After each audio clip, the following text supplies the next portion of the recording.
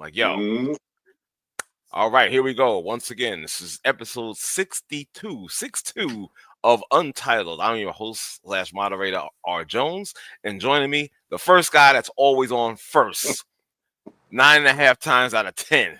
Every once in a while, I'll be surprised somebody else, but always with me in the beginning is my man Dominic, formerly of the BX, now in the Carolinas. How are you doing tonight, sir? Thank you for joining me, of course, as well. Good, Art. The only reason I'm always the first on is I'm the only one without no job. So I would be embarrassed if I was late. I'm like, oh my God, what's happening here? What's going on? I'm like, got a job. Why is he late? Damn. Yeah, well, you got that right. So I'm gonna have to look at you a little funny if you're ever late. I'm like, yo, bro, what's happening? If it's a family related thing, I get it. It's okay. Yeah. That's your I get it. I understand. That's the excuse. But anything other than that, I'm not trying to. No, I'll never be late. I'd rather not come. I feel you on that. With that being said, let's get into this a little bit, and hopefully we'll have some others join us as well on the talk. So, no history was made in regards to a three-peat for the reigning defending champions of the NFL, the Kansas City Chiefs, as the Philadelphia Eagles routed them. It was the final score was 40-22, but in reality, it really wasn't really even that close. Like I said, I personally was leaning either way. I didn't really have a clear favorite in these two teams against each other. I said I would like to see history for the Chiefs to be the first team in the NFL to win 3 Super Bowls consecutively. I would love seeing that. But I also felt for the Philadelphia Eagles, for them to win, to see Saquon reach that pinnacle after the great season that he had. And to have a Super Bowl victory under his cap would be just fantastic, a fantastic feeling. And I would feel proud of him as being one of the main cogs, if not the main cog for that team. You know what I'm saying? So it was a very good victory for them. I mean, there's a lot of questions now in regards to Kansas City. I'm hearing, has Patrick lost the magic? What do they need to do to retool to not just get back to another Super Bowl, but also to win the Super Bowl perhaps next season or beyond? It's very interesting talk, though. You know what I'm saying?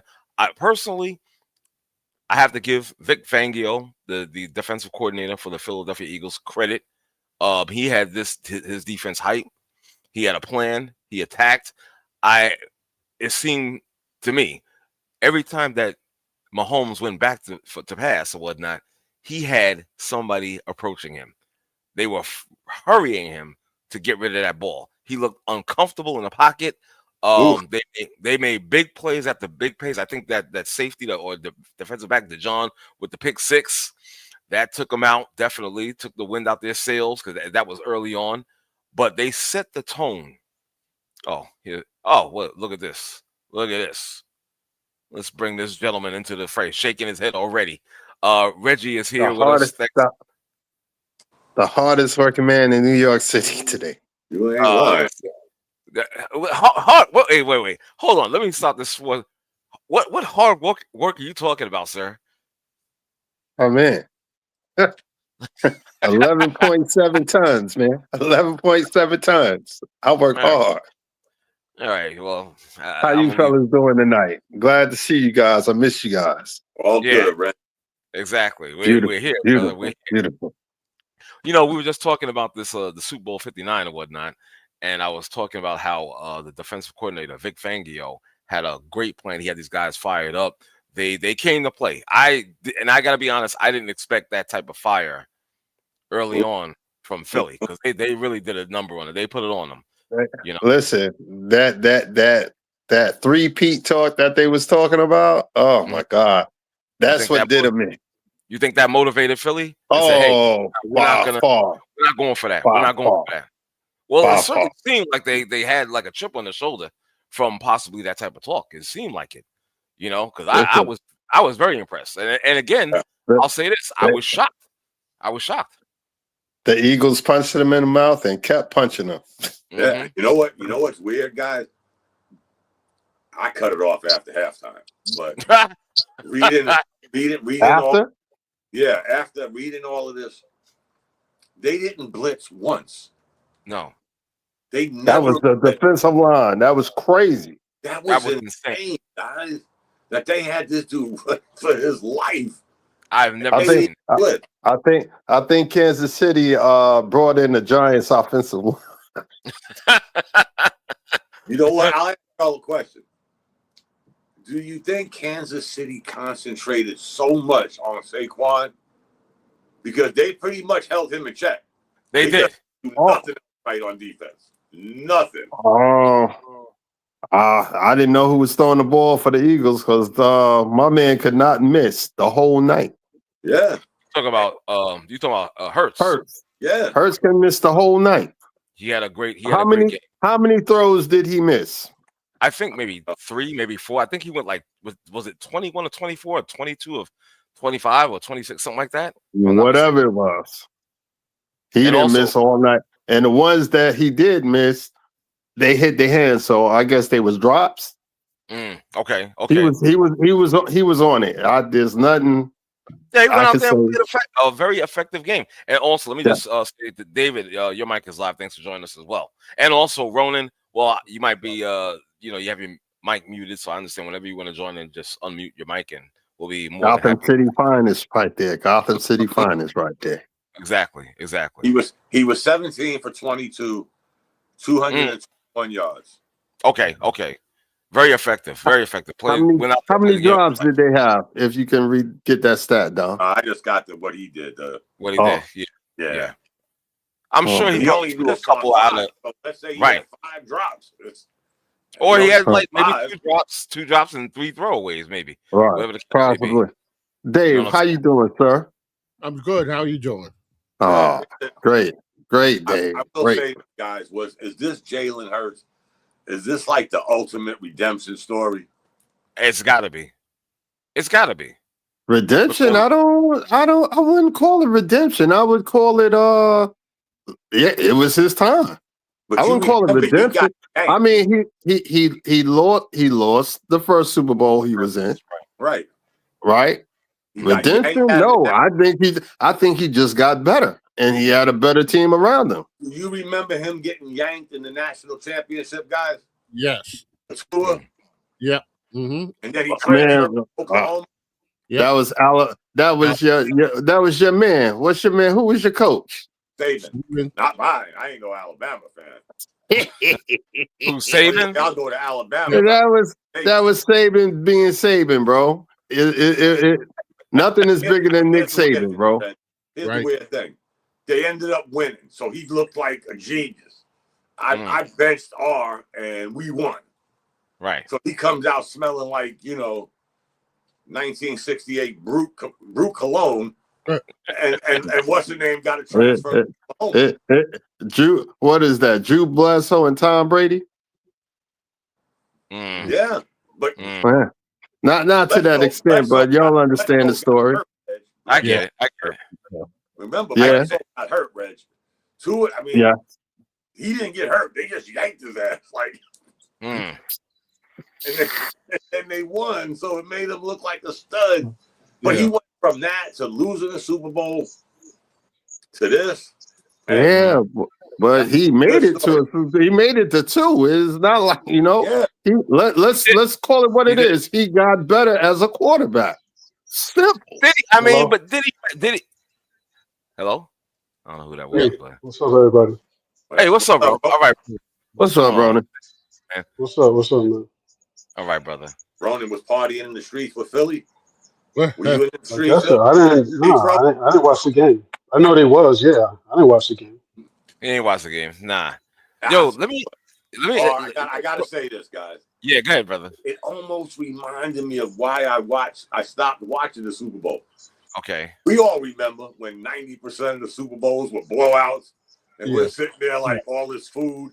Yeah. Right. Yeah, that's what it reminded me of. And it was another NFC East team. Yeah, I'm not going with the banana in the tailpipe. I cut it off, went in the room, chilled. I said, I can't watch this nonsense. Well, let me tell you what my usual Super Sunday routine is. Okay. Turn on Animal Planet and watch the Puppy Bowl. Wow. Yeah, Okay. yeah. I'm a sucker for the pups. Yeah, Why am I loving that from you, Dave? Why am I loving that? yeah. And then so this Sunday, I really just didn't have an interest. So I was down in the basement, had the PlayStation going, Right. and was looking at my phone, checking the score, and I was like, "Oh wow, okay." So there was nothing really drawing me. I admit I did watch maybe the final like in real time 5 minutes because Okay. I just wanted to see like the end, the celebration, and the dejection. You know what that was going to look like. You know the agony of defeat, and that's what I watched. So I turned it on in time to see Mahomes's that touchdown he got to make it at when he was 22, Mm-hmm. and so that's really the only scoring play that I saw, Mhm. and like I was following online with enough stuff to know what was happening, and that you guys in the chat and stuff like that. So that was really what I did for Super Bowl Sunday. I just didn't have any interest in it. Me either. I wanted Philadelphia to win, not because I like Philly, but I was just not rooting Barkley. Chiefs. Okay. Yeah. The Barkley story for me was a big one. Right. And I was That with remember, guys, I was like, hey, I'd like to see history made, but I don't have a nickel in this dime. So, right. Yeah, Right. yeah, but then again, after halftime, I was like, damn, I'm glad I ain't have no nickel in this dime. yeah. I, I'll say this, guys, without getting off. I'm just glad I didn't go all out like I normally do with the food. okay. Right. Because it was just me and my wife. So I mean, Well, we it had saved you a lot of work. yeah. I was like, man, So good so move. I dare to ask, did anybody go in any Super Bowl boxes, any pools? Doing it. I don't do that. I don't do Okay. I'm doing it. Let me ask Okay. Ronan, if your mic is still live. Sir, Yeah. did you have any thoughts on the game, or any interest, or you was like, the hell with that, I'm not watching this nonsense? Nah, to be honest with you, I've only watched 2 Super Bowl games Oh wow. through the complete game. The only 2 I remember watching was Denver versus Carolina and Denver versus Seattle. Like I Okay. haven't watched the full game. Those are the last 2 full. I think I watched not even when the Giants beat the Patriots the second time because I got to a Super Oh, Bowl party late, so I got at halftime. So I haven't watched the full game probably since Wow. Green Bay Pittsburgh. Wow. okay. That's No, wow. man. Like to answer the question you asked me, was because Don said a redemption story, and no, Hmm. it's not because I'm looking at the stats, right? So Okay. this dude threw the ball 22 times. So there's nothing wrong with that. That's one of the best completion percentages for the game. But a lot of that happened because I'm guessing I didn't watch the game. They probably hit him with a lot of play action pass. They tried to stop Saquon Barkley. He played within the system, whatever the game plan was. Mhm. He played within that, and they bust Kansas City's ass. Mm. Pretty much. You want to play 8-9 in the box, and you start doing play action pass, you're screwed because you're only gonna have one safety high. Mhm. Um, for now, I don't care about Philadelphia. I'm glad for Jalen Hurts because I think he's a nice dude. I mean, for what I hear down here, he's a nice dude. I think he got the raw deal. I mean, they kind of wrote this guy off after he left Alabama. But I'm not. If I had to choose, I'm glad to a degree. I'm glad Kansas City lost. Mm. I'm sick of the Kelsey, Travis Kelsey, tired of him. Um, The Patrick Swifties. Mahomes, his wife, tired of her. Um, all of that, man. I mean, good. Oh, Don't you a forget Swiftie? the Yeah. slip. You're not a Swifty, huh? Actually, I couldn't name a Taylor Swift song to save my life. You had a Yeah. gun in my head right now. I was like, all right, name a Taylor Swift song. I'm like, I the think I could remix do. she did of the Earth, Wind, and Fire song. Other than that, I couldn't name one of her songs. She remade an Earth, Wind, and Fire song. Did she? Or September, joking? Really? Oh, she did yeah, it was horrible. That's the only one I know. My I God. wouldn't know it. Shake It Off thing that they always talk about. That's Oh, one that I Oh, know. that's her song? I thought that was Katy Perry. I think that is Taylor Swift, but yeah. You're right. I think you're right. It's Out of interesting control. transition from them winning like early on and how they were like, I don't want to say America's team, but I'll say America's sweethearts, and how they transitioned into like this villainous team now that damn near everybody hates. Did you know? Have you noticed that? I noticed that when people are sick of the story, I guess, you know, and all good stories come to an end, and people are I tired. think it has a lot to do with social media, man, because internet is savage. I mean, I saw one with a ref. The ref came in. It was a wrestling meme, and the ref came in and rock bottom. Bro, hilarious, yo. I gotta tell you, I hate that. I so hate that with this. I was asking the next day at work. I said, "Well, did the refs have anything to do with Kansas City winning?" It wasn't even close. Yeah, you know what I'm No. saying. I'm so sick of that. I swear. I'm like, stop it. I don't know. Sometimes okay, yeah, they make bad calls here and there and whatnot. But this whole conspiracy theory, I'm sorry. You guys might not agree, but I'm over it. I'm like, come on, knock it off, please. Yeah. Knock it off. Yeah, they benefited for some bad calls. Whatever. I can name I mean, 100 it's part NFL of the games game. I've seen with horrible calls. Shit. Quick question. Are you talking about Super Bowl 59 or 9? Because you kind of like watching it in a black and white TV or something. What's going on with you? Ours real throwback Thursday. No, it's all good. It's all good. It's the lighting in here, but at least I'm on, so I can always turn the camera off. So be grateful it's in black and white. Whatever. All right. Yeah. Well, he got the antenna pointing in the right direction. For now, at least. I better leave R alone. Yeah, leave me alone before I go to turn my damn camera off. You know what I'm saying? Stop that bullshit. What time is it in 1975? All right. Anyway, moving on. Huh? Oh shit. Moving on. This guy's like, all right, whatever. Anyway, leave me alone. Let's get to some NFL all-season questions. Now, I already discussed a little bit about Kansas City and whatnot. What I think, obviously, the first thing is they got to address that line. That's one. The whole Kelsey thing, I don't know, man. I don't think he has anything left. To be honest with you. You know, I mean, again, that's just my impression because again, he didn't even have a catch in the first half, if I'm not mistaken. No reception. Did he have any targets as well? For that matter, I don't even know if he threw the ball to him that much. But again, it was a couple of plays they threw it to him, but he dropped. I think he might have caught maybe 2 passes the whole night. Yeah, the whole game. Exactly. He had about 7-8 targets, if I remember correctly. And they probably mostly in the second half out of that 7 or 8. Listen, it wouldn't have mattered. It wouldn't have mattered. Philly was all over Mahomes. Mahomes was running for his life. You know, he did a very good Daniel Jones impression. Very good. You know, it's funny the way the Kansas City got beat. Like, I only watched a couple of highlights, but basically they did to them the same thing San Francisco did. Kelsey only had a couple targets. He's the key because you hit him underneath, he opens up stuff for them to go up top.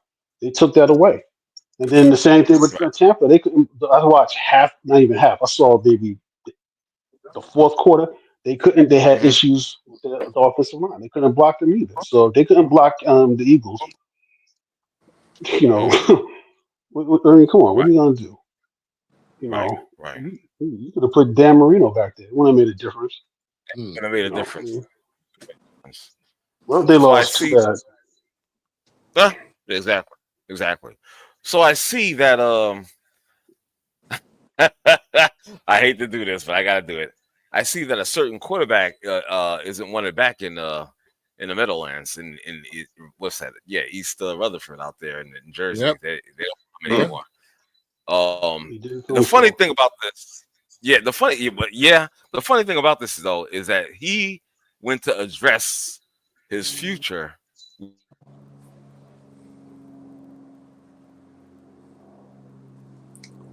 Uh-oh, what happened? Yeah. To see what he Check the could do. internet connection. I mean, it may not have made a difference, but I would have just liked to see you. Huh? Uh-oh. 1970, Caught in the matrix. What happened? 1975 called. They want their internet back. Whatever. Did you guys hear what I said or no? No.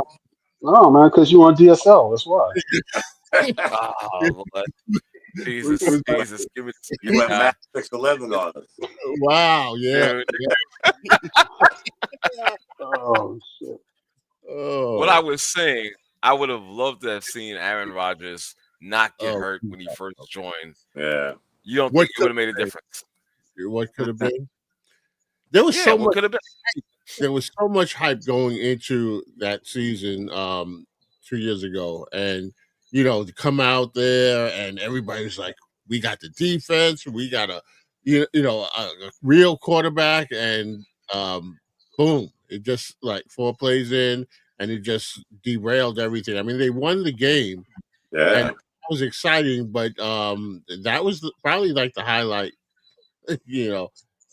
of the season, them winning that game. But after that, it was like, nah. All the air went out of it. And honestly, I think that, unfortunately, the we'll never know because of that injury. But I think that it was a fail. It was a fail for me. I thought they shouldn't have brought him back after that. We could have moved on. We could have moved on then. I agree. Now we're moving on 2 years later, 2.5 years later. Yeah. I mean, again, guys, come on. Me and Dave's Jet fans, so we don't have the greatest reputation on decision making to begin with. Right. But I mean, he was a year older. He missed the whole year. What did we think we were getting? Though I will say this, guys. If you look, he had pretty good numbers this year. Yeah. 28 touchdowns. I forgot how many interceptions he threw for 3,000 something yards. But he had 11 interceptions. 11. Yeah, 11. Yeah. And to think of all the wide receivers the Jets had, it was like if we couldn't do nothing else right, we should have been able to do that right. Right. Hey, I'm glad we moved on. I don't know who the quarterback's going to be, but we'll see. Exactly, because you got the only one you got so far is what's his name? Is it Tyrod Taylor? No, they got some other. I forgot his name. But hey, what about Sam Darnold? I heard something about that today. I was listening to ESPN radio. What's that about Darnold? About the Vikings franchising him or something like that. Yeah. Wow. So when's that? Yeah. Well, it was just talk. But what would that look like, and what the Jets should do? Should they be looking to trade up, to get like a Shador or somebody else? I forget who the other one is. I heard that they're intrigued with this guy from Ole Miss. What's his name? It might be the one they mentioned. I don't. Jackson Dart. Yes. I didn't hear that, but yeah. Ronan, you like? Come on. What's your issue, brother? Come on, man. Unless you an SEC quarterback that came from another program, man. Come on, man. Jackson Dart. Come on. If they want to do it, knock yourselves out. You think it'll be another case of what's Zach Wilson? Zach Wilson. When that whole draft, I told you just shouldn't have picked that dude, man. Right. The BYU quarterbacks are trash outside of Steve Young. That's it. So I mean, I don't know. I mean, yeah. The whole Jackson Dart thing threw you off, huh? Yeah. I watched him play. Is he all right? Yeah, but he's not the solution. Does he have better pocket awareness than Shador? No. Does he have better pocket awareness than Cam Ward? No. He doesn't have better pocket awareness than Brock, the quarterback Ewers from Texas, who I wouldn't take him either. But Look who's here waving away. Sorry, I'm late. What did I miss? The mock draft has them taking Tyler Warren, not Tyler, excuse me. Who? Mason Graham, a defensive tackle from Michigan. Who has them taking that? The Giants? The Jets. Jets. We're talking about the Jets. That kid is a monster. I mean, it's a mock draft. You believe what you want to believe. I mean, they got the guy that Ronan was talking about going one. Who? Cam Ward. It's going to be hard to duck a quarterback with potential. It's the NFL. You take a shot on the quarterback. You don't play games. The Jets are too far down to trade up, guys. And look who they'd have to trade up with. I mean, Cleveland.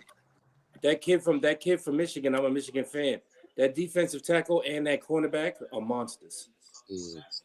And you got to remember, too, they were coached by an NFL coach that coaches defense. They're very well coached. Okay. Let me just run this down real quick, just like the top 5. Cam Ward, Tennessee. Travis Hunter, Cleveland. Sanders, the Giants. Carter from Penn State, New England. Will Johnson, Michigan, Jacksonville. Ashton Gentry from Boise State to the Raiders, and Mason Graham from Michigan to the Jets. When you're the Jets, let me tell you, first of all, the Jets need to hope that quarterback that I keep telling everybody about from Florida State that was up for the Heisman, if he's healthy, you don't need a quarterback. That boy's a monster. That kid from Florida State was in the discussion for the Heisman up until week 11, and the only reason why they got smoked in the playoffs was because he was hurt. Now, that injury was devastating, but nobody's talked about or seen what he can do. If he's healthy, you don't need a quarterback. And then when you're the Jets and you're that bad, you take the best player on the board and let everything else work itself out. You're still going to be bad next year in a draft with 6 quarterbacks coming out that are projected to go in the first round. So you can't fix an NFL team in one draft. And you don't trade assets when you have that many holes. So you don't trade up for a Cam Ward who's not projected to be a super stud. He's not Jaden McDaniels. He has too many flaws where he could be a bust. So you don't trade future assets in the NFL draft. If anything, you trade down. But nobody's trading up to 6 and 7 and 8 in this draft. So you take the best player. That kid from Michigan is a certified monster. He has been for 2 consecutive years. He was coached by Harbaugh. He's a monster. He's unblockable. You're talking about Jordan Travis, right? Jordan Travis from Florida State is a stone cold dog. He was the best. He was the best quarterback in the country, arguably, until he got hurt. He would have been top 3 in the Heisman. The kid is he was the reason why Florida State was so good, and you see what happened without him. They got smoked by, I think, TCU. Don't quote me on that, though. Mm-hmm. So if he's healthy, it's over. The Jets got a quarterback for the next 15 years. That boy's a beast. Yeah, he was hurt the whole year last year. Well, he had a devastating injury. He tore every ligament in his knee, and he is I don't know if I call him a running quarterback, but he's mobile. But he has a cannon. He's accurate. At Florida State, I can't remember who their wide receiver was, but I think he went in the second round, so he made wide receivers better. He threw players open. He's super accurate. He's about 6'3", 6'2", 6'3". He's a monster. 6'1". Yeah, he's a monster. If you pull up Florida State. You remember when Florida State went on that run that year when they had him? And then the next year they was pre-ranked like number 3 and couldn't win a game. Well, remember 2 years ago is when he hurt himself. They won 10. They were undefeated going to the playoffs. He got hurt right before the playoff game. They were undefeated, and they weren't just undefeated. Their margin of wins was like 20 points because of him. Then they got in the playoffs and lost by 40. And then they couldn't get out their way last year. What did they win last year? 3 games? I think. Last year he was hurt, but he's the kind of quarterback. I'm talking about Florida State. Yeah, Florida State. But if he's healthy, the Jets don't need a quarterback. Well, they're not going to get a good one that's number 7 to begin with. I mean, well, I'll tell you this: that kid from Ole Miss, I'm on the fence about him, but he could be a stud too. I wouldn't take him at 7 though, but somebody's going to take him, and he's going to be the second round pick, like a Jalen Hurts or somebody, and people are going to be like, "Damn, we should have." He killed the Senior Bowl. He killed the Senior Bowl. He looked like Joe Montana at the Senior Bowl. Wow. Super accurate. He comes from a passing offense. I think his name is Dart. He Dart. comes from a passing offense. Dart. He's super accurate. He has a better than average arm, and he can just flat out sling it. You know what I'm saying? So that's one of the dudes you're going to be sitting there like, should I take him? It's too early, and somebody going to snatch him. And I see the Raiders taking him. I don't think they take that running back from Boise State, but they're dumb enough to do something like that, though. In the mock draft, Craig, they don't even got him going in the first round. Who, Dart? In the mock draft? In the mock draft, yeah. They ain't have Mahomes going. They ain't have Mahomes going in the top 15. I ain't comparing to Mahomes, but they don't have a lot of guys in the mock drafts going that high. And a lot of the reason is a lot of teams at the end of that draft don't need a quarterback. And a lot of teams know the quarterback draft is next year. You got some monsters coming out next year, projected like 6 or 7 of them. So nobody's going to take a chance on him. But somebody going to take him in the first round because they want that 5th year of control. So he's going in the first round. 31 going to the Jets. I mean, that'd be a good pick for the Jets, even if Travis Hunter works out. You can't have too many quarterbacks on a rookie deal. Yep, they got him number 31. Yeah, that makes sense. But he won't be there at 31. No. Because there's too many smart GMs that are going to snatch him up. Because every year you can get a defensive tackle. Every year you can get a running back. Every year you can get a cornerback. I mean, if you look at the Pro Bowl corners and sometimes even edge rushes, they're not top 5 picks. Those guys, there's a guy from Florida with permanent gold teeth and dreads in every draft in the top 3 rounds you can take. That's going to be a monster. But that quarterback position, you got to take a chance on a quarterback every 2 to 3 years if you want to be successful. And NFL offseason questions. Aaron Rodgers to the Steelers. Who cares? I don't care. That's one of the rumors I was hearing. He's not going there. They don't really have a quarterback either. I mean, I would go with Fields, but he's not going there. He doesn't fit their culture. Tomlin's not dealing with that joker. Yeah, you're right about that. I don't know, guys. Pittsburgh ain't won a playoff game since 2017. I can see the Steelers paying. I can see the Steelers playing Darnold before they go after Aaron Rodgers. And I just don't think Aaron Rodgers fits there. Like, who's he going to throw to?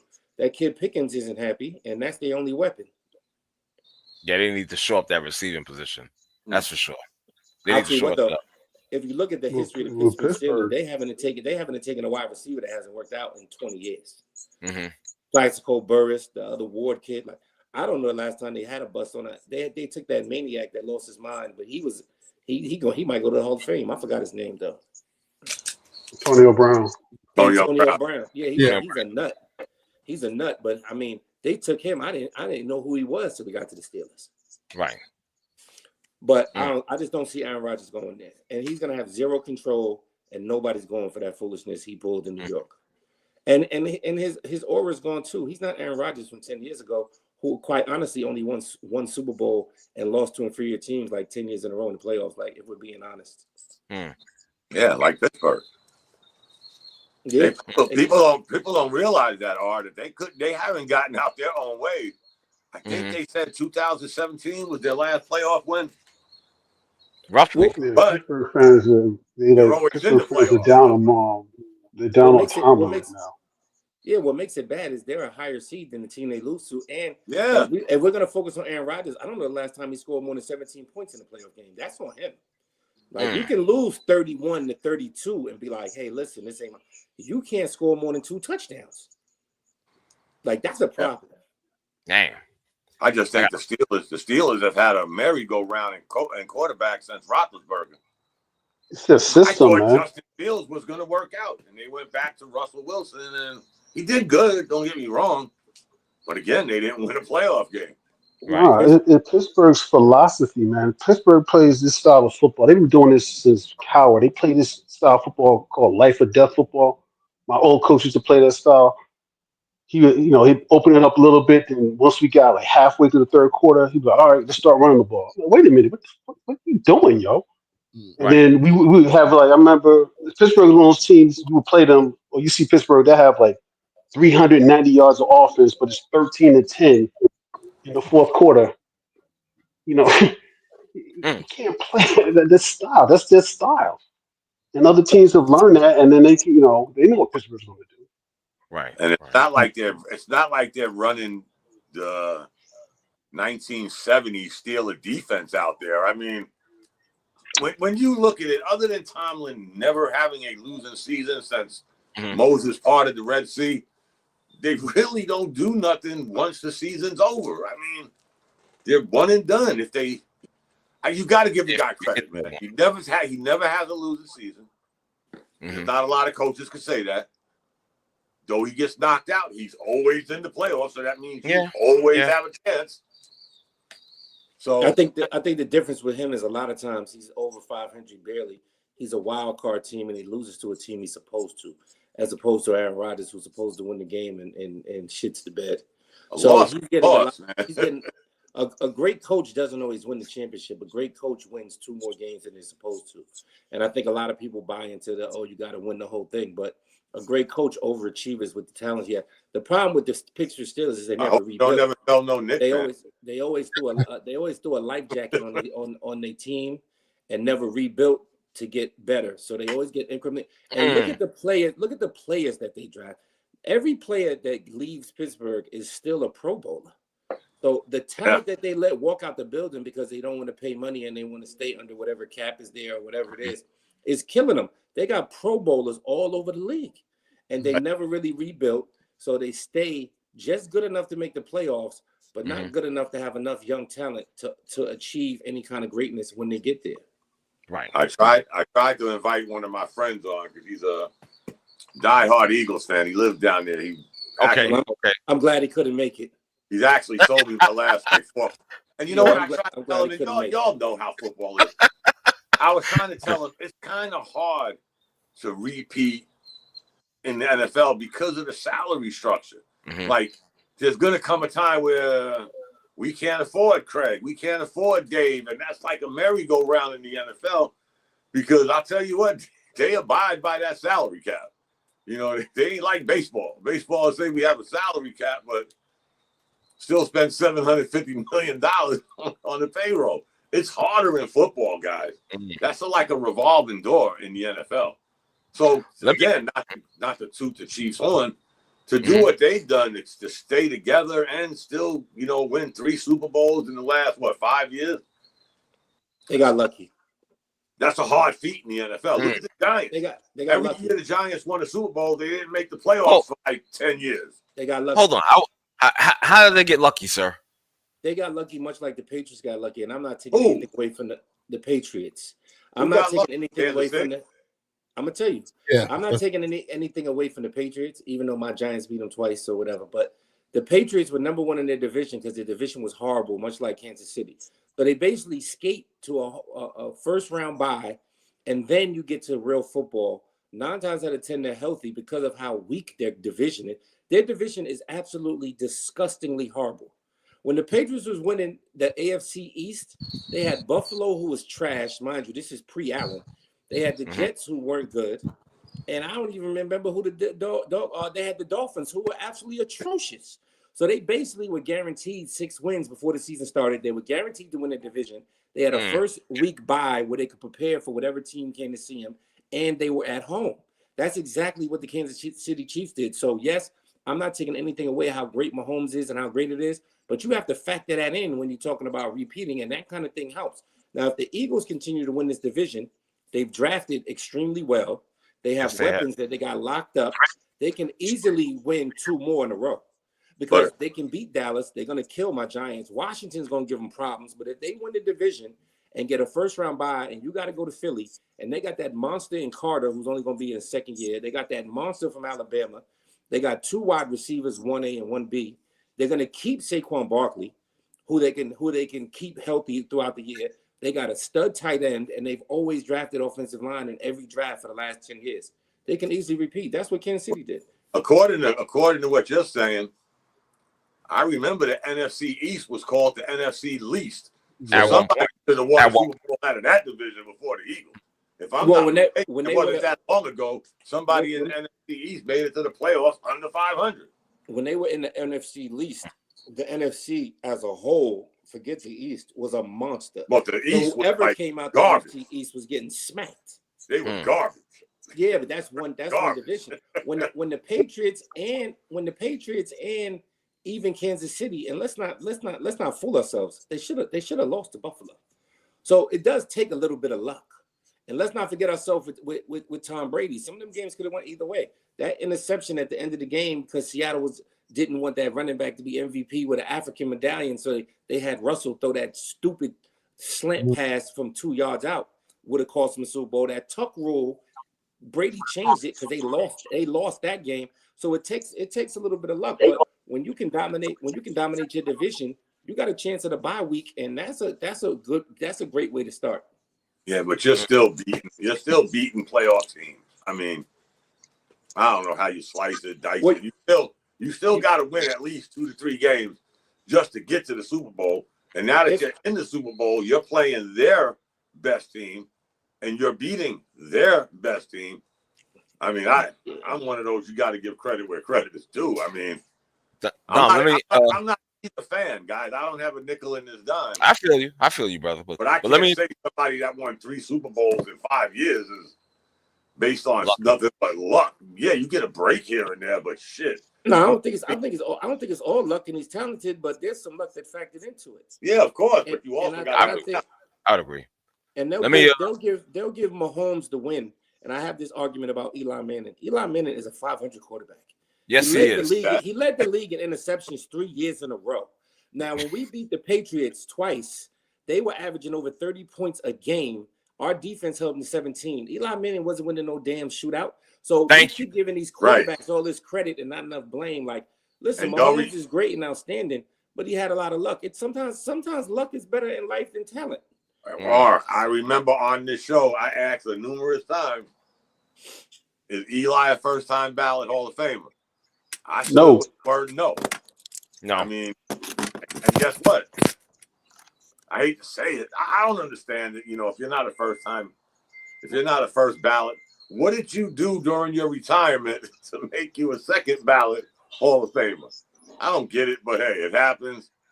Like Sharp's brother, how many times did he go up for the Hall of Fame? And did his numbers change? Did he get better? Did he run the 40 faster? I don't understand the NFL when it comes to that, but let me encourage you guys.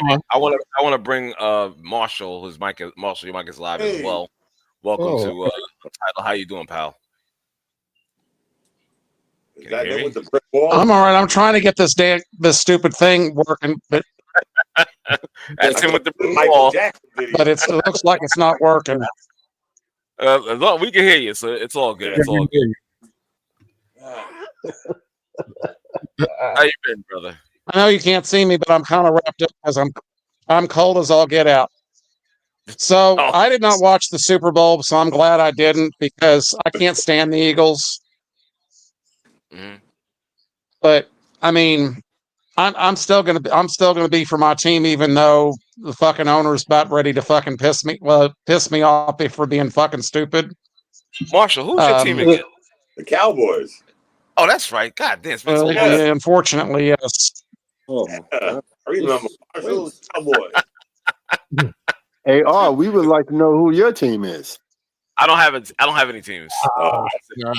Whoever wins the Super Bowl. Stop shaking your head over there.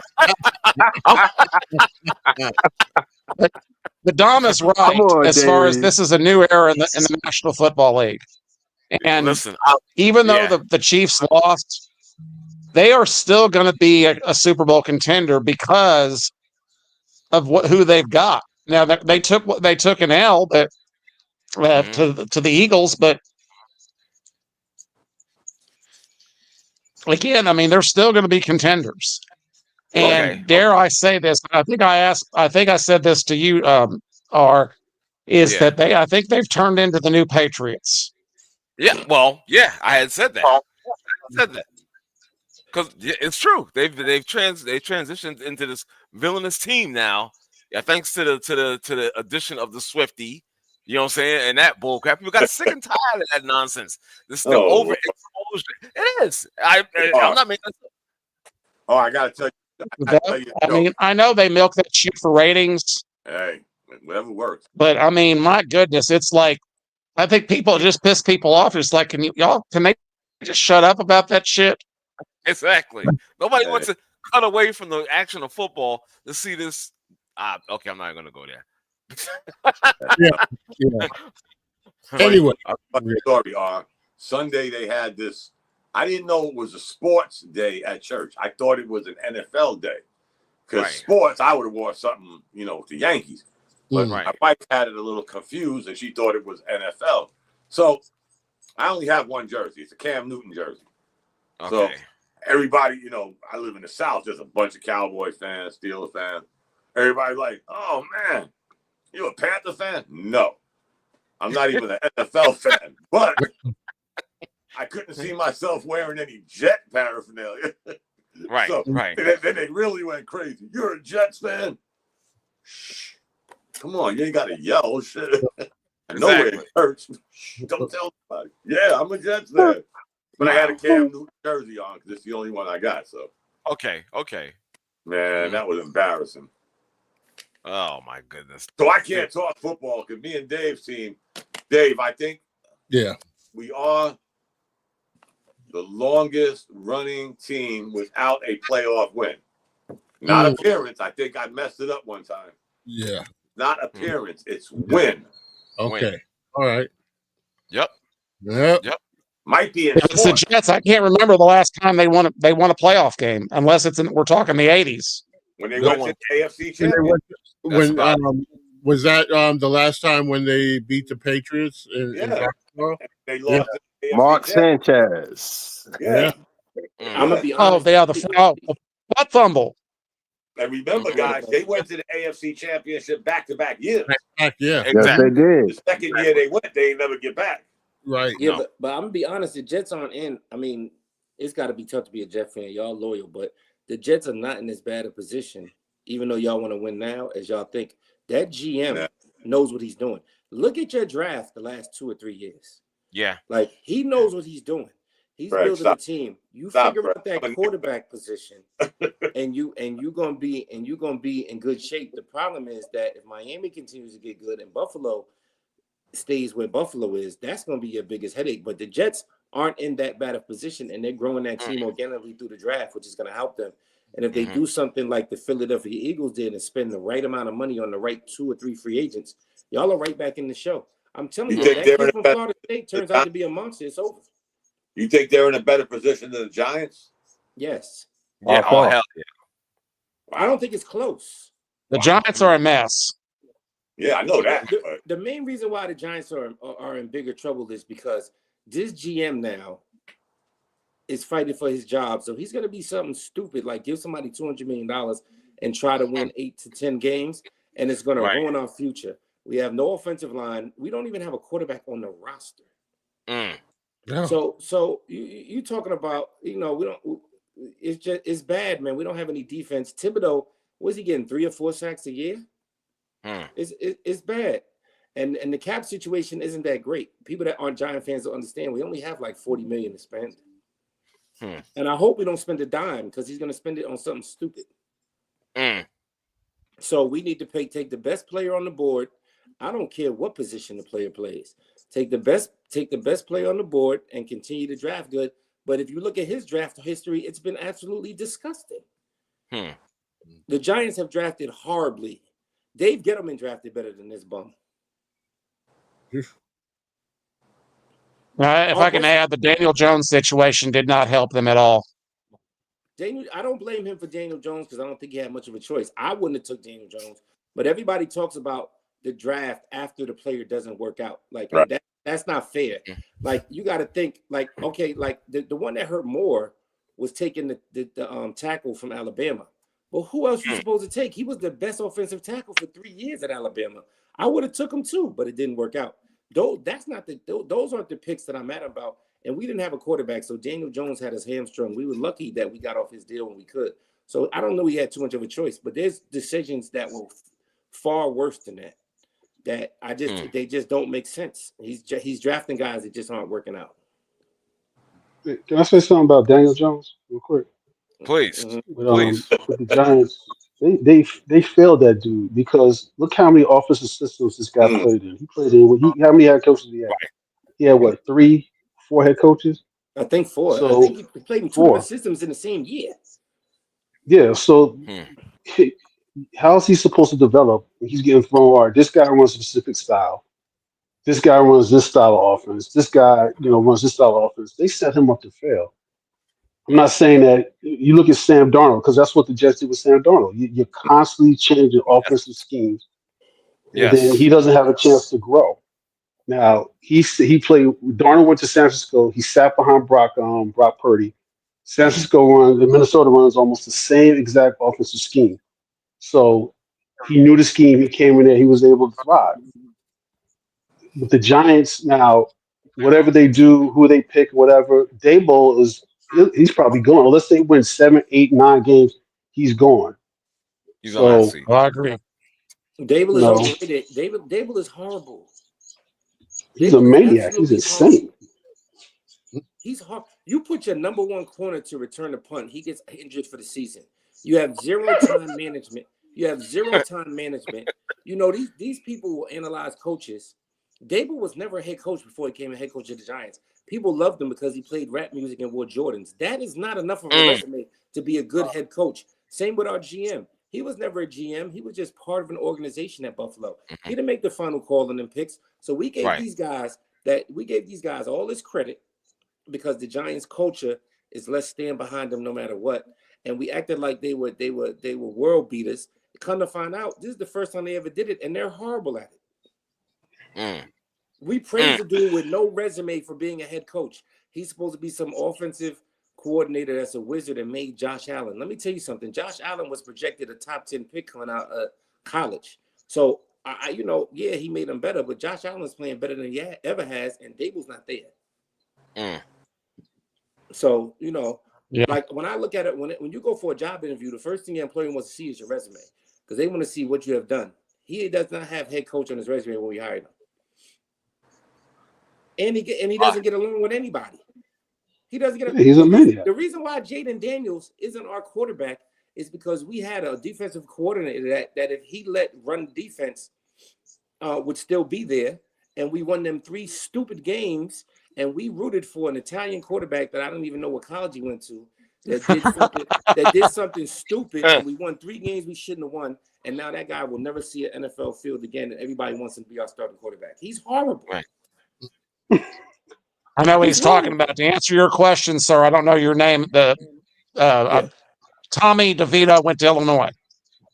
Yeah, I didn't know that. I don't watch Illinois, but he's terrible. Tommy Cutlets, come on, man. There too. Tommy Cutlets. Illinois. Everybody says that Tommy DeVito cost us that draft pick. What cost us is that we held our opponents to like 13 points or less for that 3-game run. He didn't do anything. He looked flashy. His agent came dressed like he was in Sopranos. Oh my God! And everybody went crazy and thought he was going to save the world. Now the guy can't throw a touchdown for the practice squad. Like we got to be more realistic when we evaluate this talent, man. This football, and the Giants are in bad shape, way worse shape than the Jets. The Jets low key have talent. There's no question about that. They do. Yeah, I don't know about this head coach though. I mean, he was a player, but we'll see what happens. He looks a little too Rambo-ish to me, but we'll see how he fits in the locker room. He's been in one, so we'll see what happens. But when it comes to X's and O's, you better be sharp with that because football coaching matters more than any other sport. Man, let me throw a team out there real quick, or should I say a coach out there?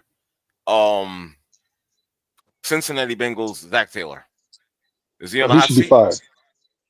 Damn, that was crazy. Yeah. My man said that. Hell of a hot seat. Let's fire his ass away. They don't run the football. Look, I'll give Burrow credit. But again, the offensive line is suspect. You can't have him dropping back 500 times. He's amongst the top 10 in sacks. He's not gonna last long. They don't run the football. And you trade away your best running back to the Texans. And Zach Taylor did some stupid stuff that cost them games. They would have been in the playoffs. Not kicking field goals against Denver, that bit them. They got the escape with that one. and a couple other games. He's just like the former coach on the Chargers, the one who's fired. That's why they didn't make the playoffs. So the Bengals have a nice offensive core, but Zach Taylor, he's like Mike Martz, man. That's who he is. He's a new version of Mike Martz. Wow. Bad time management. He calls timeouts. He acts like he's got 7 timeouts in a game. You only get 3 per half. Let me go for. I mean, kick the field goal, man. Just kick the field goal. Right. It's not like you. It's not like you got Trent Dilfer back there. You got one of the best quarterbacks in the league. So exactly. Well, like I said, I had placed him on the hot seat. My man Ronan was like, "No, he needs to get fired. That's it. Let's get rid of him." And to that conversation, huh?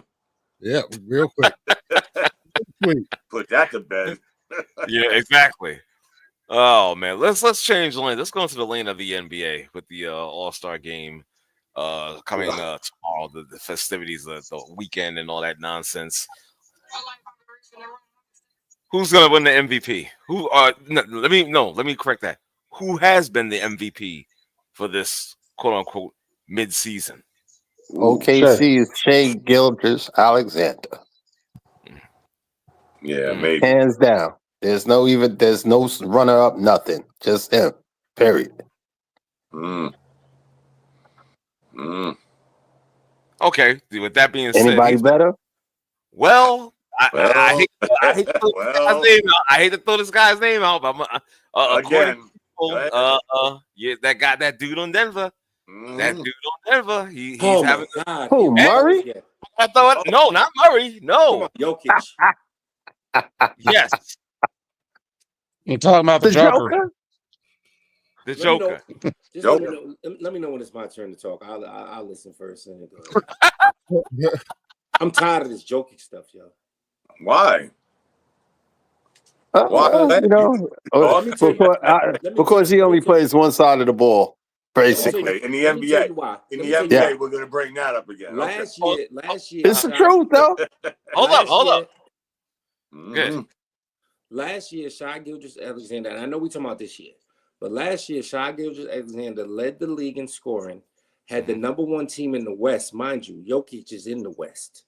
Right. Did not have a center or the supporting cast that Jokic had, and it's debatable, but however y'all feel about it, y'all feel. I have a lot of confidence in Murray, and Porter played lights out last year and didn't get the MVP. This NBA is trying to be such a European league. I mean, Jokic is good, but if we start ranking top 10 centers, and maybe I'm a little too old to do it, Jokic is not even in my top 10. Wow. He plays no defense. He doesn't rebound. He does some. Stop with the defense, Craig. It's the NBA. He plays defense in the NBA. Stop. I love when people say that. Craig's not MVP player, but he don't play defense. So every team averaging 100. Put it like this. Put it like this. If Jokic left Denver and you took him off, and Shai left OKC, which team is in worse shape? It's a toss-up. It's not. To me, it's not a toss-up. Yeah, but you're telling me Shea Gilgeous-Alexander is a defensive player. I'm saying he has more value to OKC and is more valuable. No, we're talking about what you brought up earlier, defense.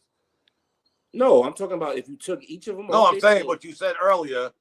Joker don't play defense. So Shea Gilgeous-Alexander is going to be an all-defensive player. You don't have to be an all-defensive player to play defense. All you have to do is play defense with effort. You don't got to be an all-defensive player to play defense. Listen to this. We got to stop giving. We got to stop giving the MVP to players that play on one side of the court, because it's not football. When you're a quarterback, you throw touchdowns. You don't got to tackle nobody. At the end of the day, you have to play on both sides with some kind of effort. You don't got to be an all-world first defensive player. You don't got to be Jordan. But if you play zero defense and you fit perfectly in the system, a lot of those players on Denver are underrated too. And they have one heck of a coach. I just don't think he's MVP. I think Shai should have got last year. They robbed him. How do you say the MVP is a player on a team in the same Western Conference as the player that led the league in scoring and carried less talent to the number 1 seed? That doesn't even make sense. If Jokic is that good, why weren't they better than OKC last year, who didn't even have a center? Which you would think he'd dominate them because they don't even have a position to stop him, allegedly, and they beat the brakes off him. Mostly because of Shy, who led the league in scoring. So if it's an offensive league and he's the leading scorer in the entire NBA, so you're going to go just by points. Mind you, he played 75 games. So this ain't skewed out. When's the last time a center was number 2 in assists? When's the last time? When's the last time? Let me finish. When's the last time a center was number 6 in 3-point percentage? I'll wait. This year it'll be Cat. I'll wait. This year it'll be Cat. I'll go February. But this year we're talking about this year. We're not talking about 10 years ago, are we? I thought we were talking this year. We're talking about this year. What's Cat what's Cat shooting percentage from 3 versus Jokic? Huh? What is Cat's 3-point percentage? Karl-Anthony Towns 3-point percentage. It's 46%. 2 points under. He's 2 points under Joker.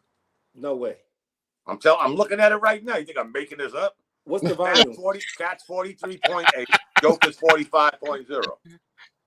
That volume. Now I'm a Knicks fan. I'm a Knicks fan. But let's see. Is Cat in the top 1,000 in assists? No. We're talking about this year. Well, what do you think I'm talking about, Craig? I'm reading this year's stats. He's second in assists. Hold on. He's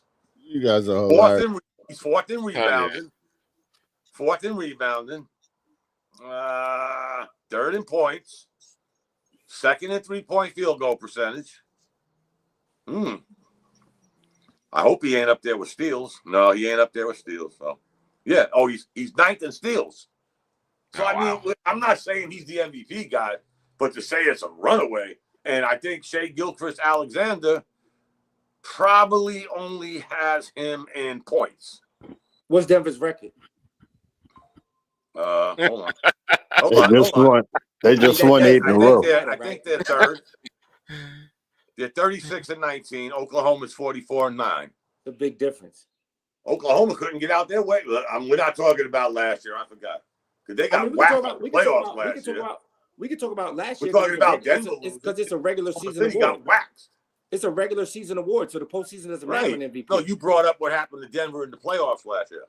Right. No, I said Oklahoma City got smoked in the playoffs last year. I said OKC. I never brought up the playoffs. I said OKC was the number 1 seed. I said OKC was the number 1 seed in the Western Conference, while Denver wasn't, but allegedly had the MVP. I'm not saying he's the MVP, guys, but to say he's got this guy in 4 out of 5 categories, to say it's a no-brainer because of their record. Okay, that means means Donovan Mitchell's the MVP in the East. Oh, there ain't no MVP. There's only one MVP. So Donovan Mitchell gets no credit, or Mobley gets no credit for Cleveland being 44-10, and Oklahoma City's 44-9. If Donovan Mitchell's not the MVP, if Donovan Mitchell's not the MVP in the East, who is? Well, they don't do that, Craig. It's only one. No, I'm just saying. For argument's sake, if there's an Eastern Conference MVP and Donovan Mitchell is not the MVP on the best team in the East by far, who is? That's the same argument I got for Shai Gilgeous-Alexander. Again, I think the MVP is that damn coach for Cleveland, in my opinion. The one we should have hired instead of Tibbs. 100%. And I told 100%. And I told you that. I told you before we hired Tibbs. Let me see them get out. Let me see them get out the first round, and then we'll have that conversation. It'll be too late. I'm just saying, let's have that conversation if they get out the first round. It'll be too late because they're gonna play the AC and they're gonna give them an extension, and we'll still have Tibbs. That's right. And guess what? I love when people talk about Tibbs and what he don't do, but it's a players' league. The players run the league. It's a player-driven league until the players don't know how to inbound the ball. Or when the player don't know how to pass the ball, then it's a coach's thing, right? Yeah, I get it. If you talk to people that want Tibbs, if you talk to people that want Tibbs, you would think he won more chips than Red Auerbach. He's done nothing. It's all right. No coach has done anything except Red Holtzman. What are we talking about here? No coach has done what? The Knicks have the best record at this point in the season that they had in 25 years. But we'll skip over that. It's the Players League. I get it. It's the Players-driven league. Carl Anthony Towns got the basketball IQ of a fucking Egg McMuffin. Let's call a spade a spade. I can't believe you disrespecting Let's call a spade a spade. I can't believe you disrespecting Carl. He ain't got zero basketball IQ. You told me you told me he couldn't rebound. He's a fucking buffoon when it comes to thinking. He can score. He can score. Don't get me wrong. He can score with the rebound. But when it comes to decision making, he's an Egg McMuffin. And he proved it last night. He proved it last night again. Watch the games, guys. This guy's his basketball IQ. Sweet Jesus. I'm just saying. My man, an Egg McMuffin. Jesus Christ. But when he couldn't inbound the ball, it was Thibodeau's fault. I mean, you're standing there like this. You don't think. Let me throw it to that. Brody, cut it out, Brody. A coach's job is to put players in a position to be successful. There's no way that Tibbs should have a 7'1" center with a low IQ inbounding the ball. That is grabbed the ball. That is idiotic. That's idiotic. Okay, right. Hold up. For argument's sake, he grabs the ball, right? Okay. A basketball IQ ain't that high, but I'm kind of stuck. You can't call a timeout. How many timeouts did we have? You got to wait for the coach to do that too. His basketball IQ is low, Craig. For real, I love the kid. How many timeouts did we have? It's never been that good. How many timeouts did we have? We had one. We had one timeout left. But he held the ball like this, Craig. You saw the game. He was. I watched the entire game. I'll throw it to him later. Lose. But Tibbs is a coach, and you got to put players in a position to be smart. Phil Jackson, Pat Riley. Get out of here. Look at the teams they had. Don't do that, Craig. Inbound in Don't basketball. do that. Phil Jackson. This is Phil Jackson coaching. None of them. None of them would have had him inbounding the ball at that. Ronan, do I have the pose right? The one from the Phil Spurs, Jackson coaching. Smoking the blood at halftime. You talking Chicago Bulls, Phil Jackson, or LA Lakers, Phil Jackson? Either one. Tell me one team. Pat Riley, Phil Jackson built. Show me one team that they brought from ground zero to where they were at. None of them. Not one damn one of them. Stop. Oh my God. Love it. It's a players' league until the player don't know how to inbound the ball. That is Dominic's fault. Because Dominic didn't call Thibodeau on his cell phone and say, hey man, call a timeout. You got the ball in your hand, man. Hey, Roddy. Serious. I love him. He's a Knick. You hardly ever hear me talk about a Knick player. Watch the game. Roddy. Egg McMuffin comment. Egg McMuffin with cheese and cheese. How many times has he had 4 fouls? In the post. Every time he fouls somebody, he's bruh, you almost broke his arm. Grow the fuck up, man. Foul the dude. Yo, where's Bishop when we talking about this? Oh my Lord. Like him, I'm sorry. I like him. He doesn't like Tibbs either. No, if Bishop was here, Bishop would forget it. Bishop would have turned into the Hope by now, man. Oh, exactly. He's another one. Tibbs, but I don't like him. He's another one. All I'm saying is, unless you've been under a rock, again, I ain't one of those guys, get off my lawn. But get off my lawn because we had 2 17-win seasons. Okay.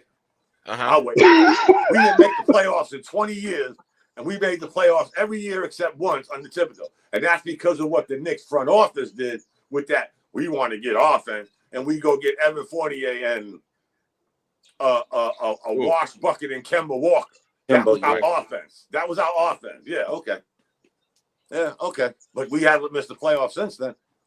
I mean, are we going to win a chip with or without Thibodeau? I'd say no. But I will say this. We're in a better position than we were before we got him. That's true. Now, that's true. Tell me I'm lying. No, that's true. Do you know something? Let me give y'all a scary statistic.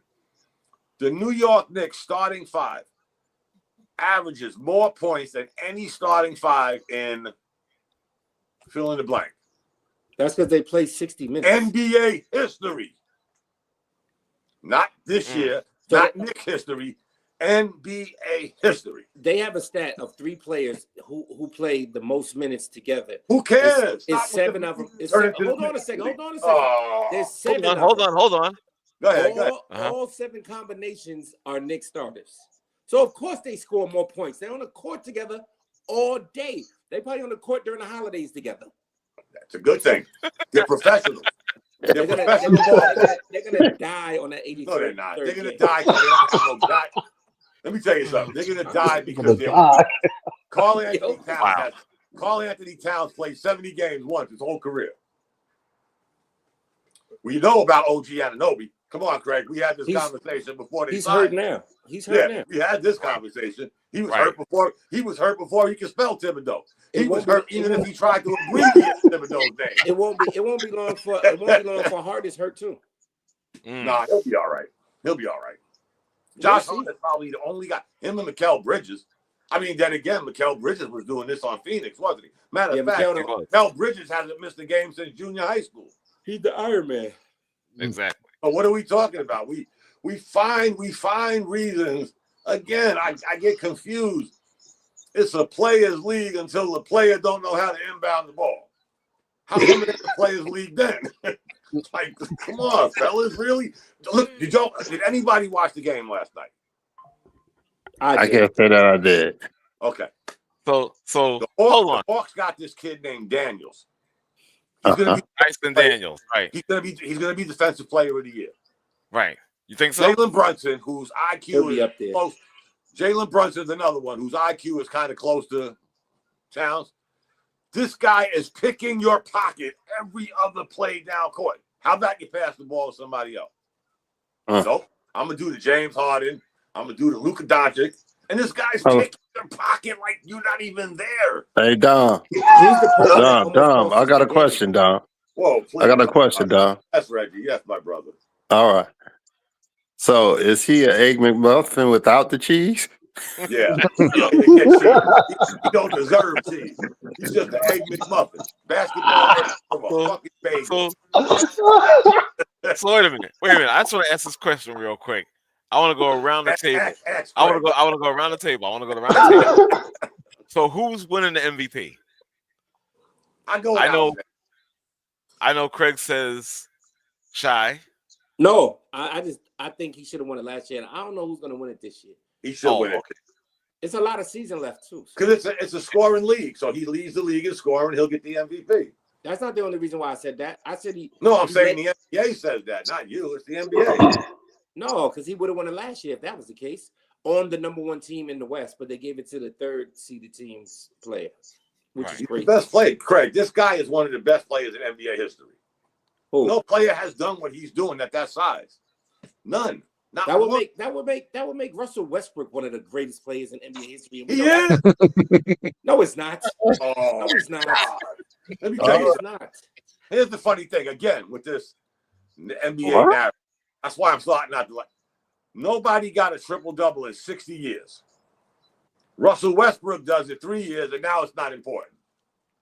So he's one of the greatest players in NBA history? One of the greatest guards, yeah. Nah. I'm just saying. You're always talking about numbers.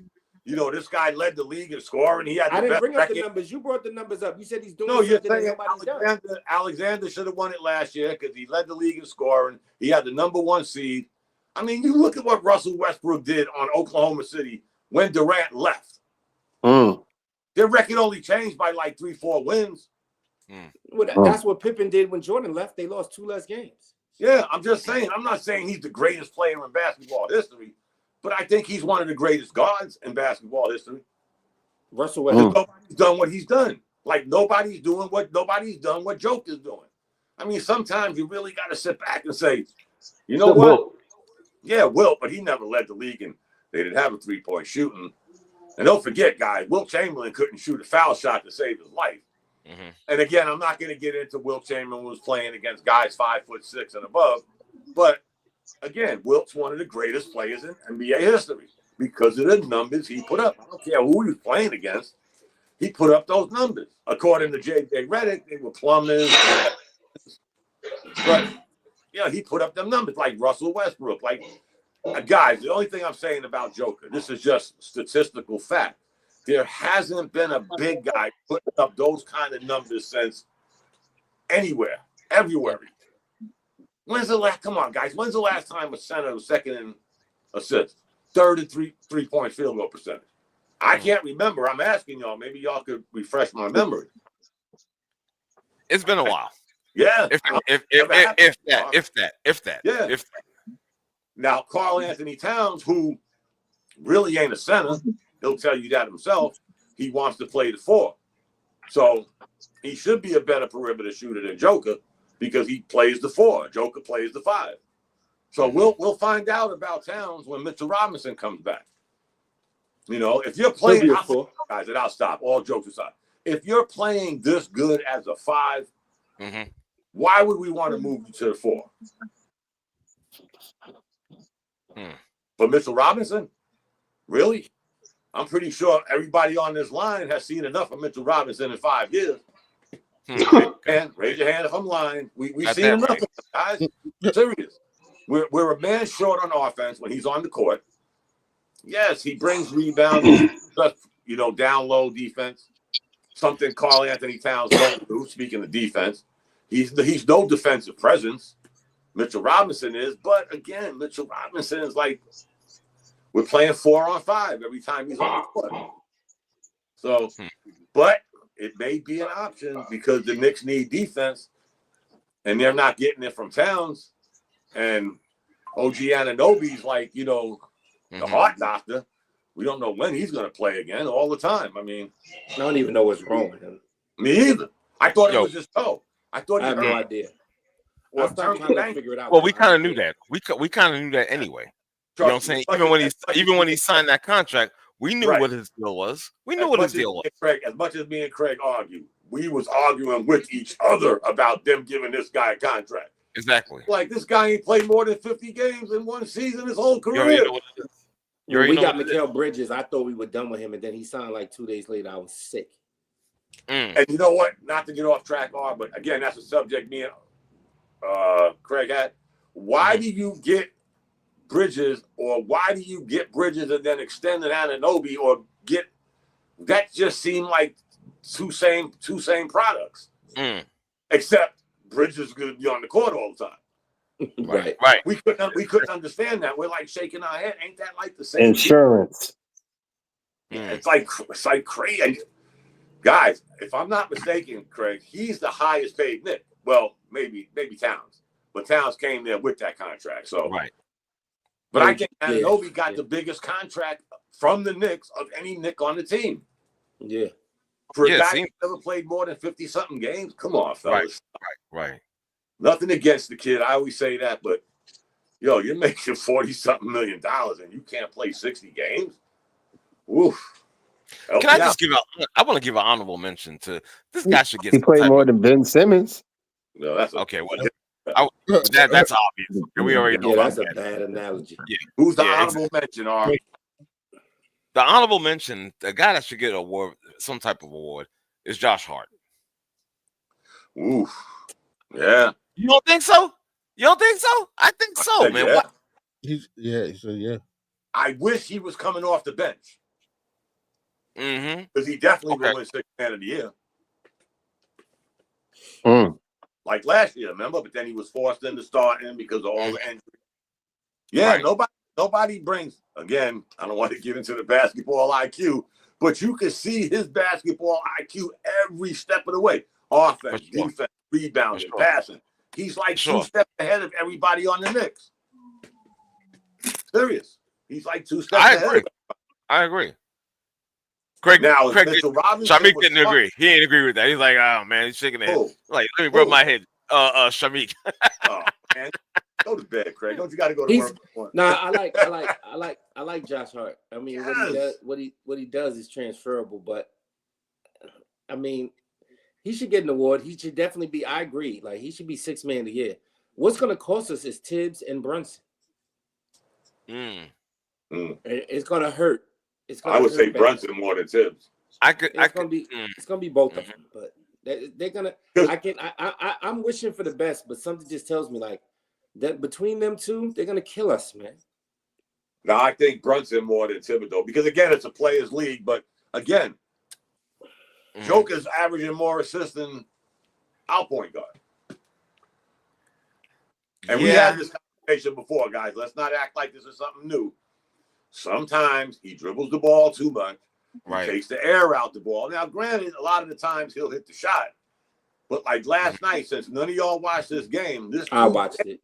This dude Daniels was in, you watched the game. Oh, this dude Daniels was in his ass down the street.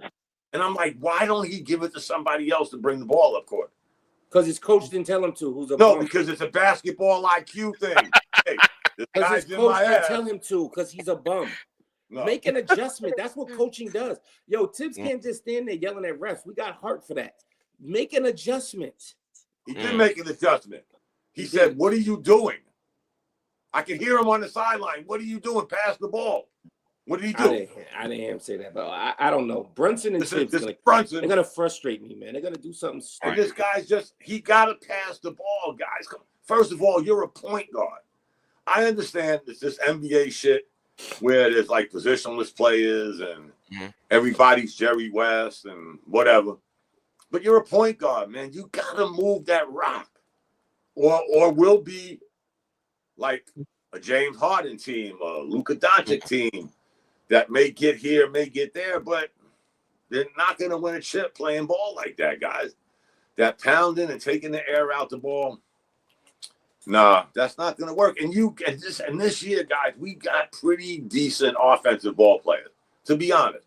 We're averaging like 118 points a game. So we got a little more offense. Let's get everybody involved. But again, he just, I like him. Don't get me wrong. Again, I got to always say he's a Nick. But come on, you got to pass the ball, guys. Serious. You're a point guard. Even Shea Gilchrist-Alexander, who can take you off the dribble, he still passes the ball more than Jalen Brunson. And he's leading the league in scoring. I don't know. Help me understand it. That's all I ever say. I hear you. It's a players' league. Until they don't play right.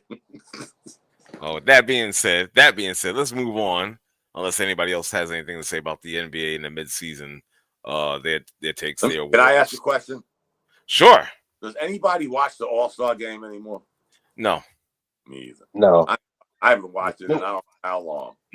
No. If it's on, I check. I don't set my alarm to it. I hear that. I hear you. The only reason why I watch the Saturday is when I get out of work, and by the time I get in the house, it's on. So I'll turn it on just for viewership. I'm like, all right, let me see what's going on, just to be curious. I watched the 3-point contest. Yeah, that's good. That's about it. That's about it. Yeah, that's it. That's all I care about. Yeah, you know what I mean. I'm just if I catch the rest, I catch the rest. Right. Yo, let me ask y'all a question though. I know none of us are big hockey fans, but you see what what NHL is doing for their All-Star game? I don't. What are they doing? Country against country. They're having a little round robin, which starts today and goes through the weekend. It's a country, like all the American players are going to play all the Russian players, whatever. And it's like a round robin, and the two countries left standing will play Sunday. Oh, I'm not saying that because we got to be honest, guys. Ever since Commissioner Bobblehead, he's too into gimmicks. We've seen enough gimmicks in the NBA. Enough of the gimmicks. Why don't you just stop playing the All-Star game? Well, what exactly? Just listen. They can't do that. I know they can't. Play Europe's favorite players. Get your best 12 players. Let FIBA get their best 12 players, and you play a game on Sunday. And we have a world champion. FIBA's best players are in the NBA. No, there's a lot still not, Craig. But I'm just saying, Dukes, if you want to come up with a gimmick, then do something basketball related and not gimmick related. I mean, we got the sippy cup. We got all of this bullshit that ain't hitting it, guys. Come on. The ratings are down. So God bless them. I mean, but if you were an NBA player that came in the season either determined to win a championship or determined to get an extension, why do you care about the All-Star game? Why you care about what, Craig? The All-Star game. Exactly, and they prove it every year. I love Kevin Durant. I love Kevin Durant, but he's like, why are we doing that? You know, with this new system, another gimmick this year.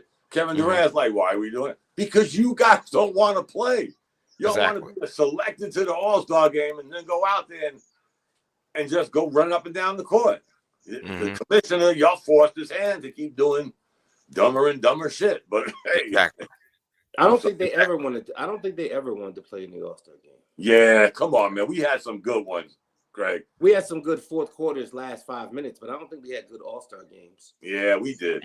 Going back to Doc and Thompson and you know, those guys that actually went. I know it's a while ago for some of you young guys, but they actually went out there and competed, man. Moses Malone, you know, shit. One game not that long ago was so physical. Dwayne Wade broke Brian's nose. Now they're all buddy, so we don't want to, you know. I don't know, guys. This that Allen Iverson game with him and Steph in the backcourt. That was a good game. That was another one. They was young. They was young. I think the young dudes are going to try to play, but it's already tainted, man. And these young dudes know they got a 5-year contract. They trying to either win some money or go to the finals. Like I'm gonna be honest, man. I got to be objective. If I was a player, I wouldn't care about that doggone All-Star game either. No. I'll tell you what. I'll tell you one guy we could look at if you watch it. And this guy may end up being one of the best point guards in the league by next year. Cade Cunningham. In case y'all ain't watching the Pistons. I like that dude. This kid's a stud. I didn't know he was that big star. Yeah. He's big, physical, he can shoot. I'll give him another couple of years, and we'll be saying he's up there like one of the best point guards in the league. He gets hurt too much. He got hurt. He only been in the league 2 years, Craig. I mean, damn. Yeah, that's what I'm saying. But he been hurt every year. But I mean, he got the Detroit Pistons. If you look at their record, they're not horrible. No kidding. They're in the playoffs. Exactly. They will be in the playoffs. Yeah. And they mentioned that guy as a coach. Their coach as coach of the year. They've been mentioning him. He killed us. He gave us like 40. Right. Yeah. Right now they're the 6th seed. So they're above a play-in team right now. Exactly. Right now at this point. Yeah. Believe it. Well, how about the Houston Rockets? That's the team I had in the West, guys. That was my stunner in the West. My boys on the Bleed Blue show keep telling me it every time I talk to them. Man, you was right about. But even they're slipping now because Denver done lapped them. Denver's right on Memphis's ass now. They're a half a game behind Memphis. So, but Houston's young. That's the one thing Houston has. They're a young team. Yeah, that kid Thompson is going to be nice. Yeah. He already is. Brother. Him and his brother. His brother's on Detroit. Yeah. Right. Exactly. Yeah. Wow. But the one thing about Detroit and Houston is they have coaches, even though I know this coach thing don't matter. That Houston coach was coaching the Celtics that won the chip. Well, you know what turned Houston around? Yeah. You know what turned Houston around, guys? Not to get off the subject, but one, Adoke is a good coach. But this is one of the rare occasions where the players feed off their coach. Sometimes the coach will feed off what's going on. What changed the Houston Rockets around started last year when he said, "You ain't nothing but a bitch. Stop complaining." He got thrown out the game.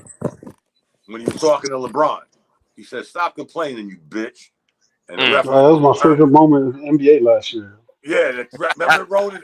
The ref threw his ass right out the game. But that play turned the Rockets around because they was like, "Wow, our coach is."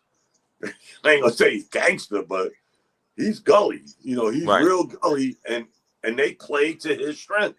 And they got a lot of young players, so they don't know.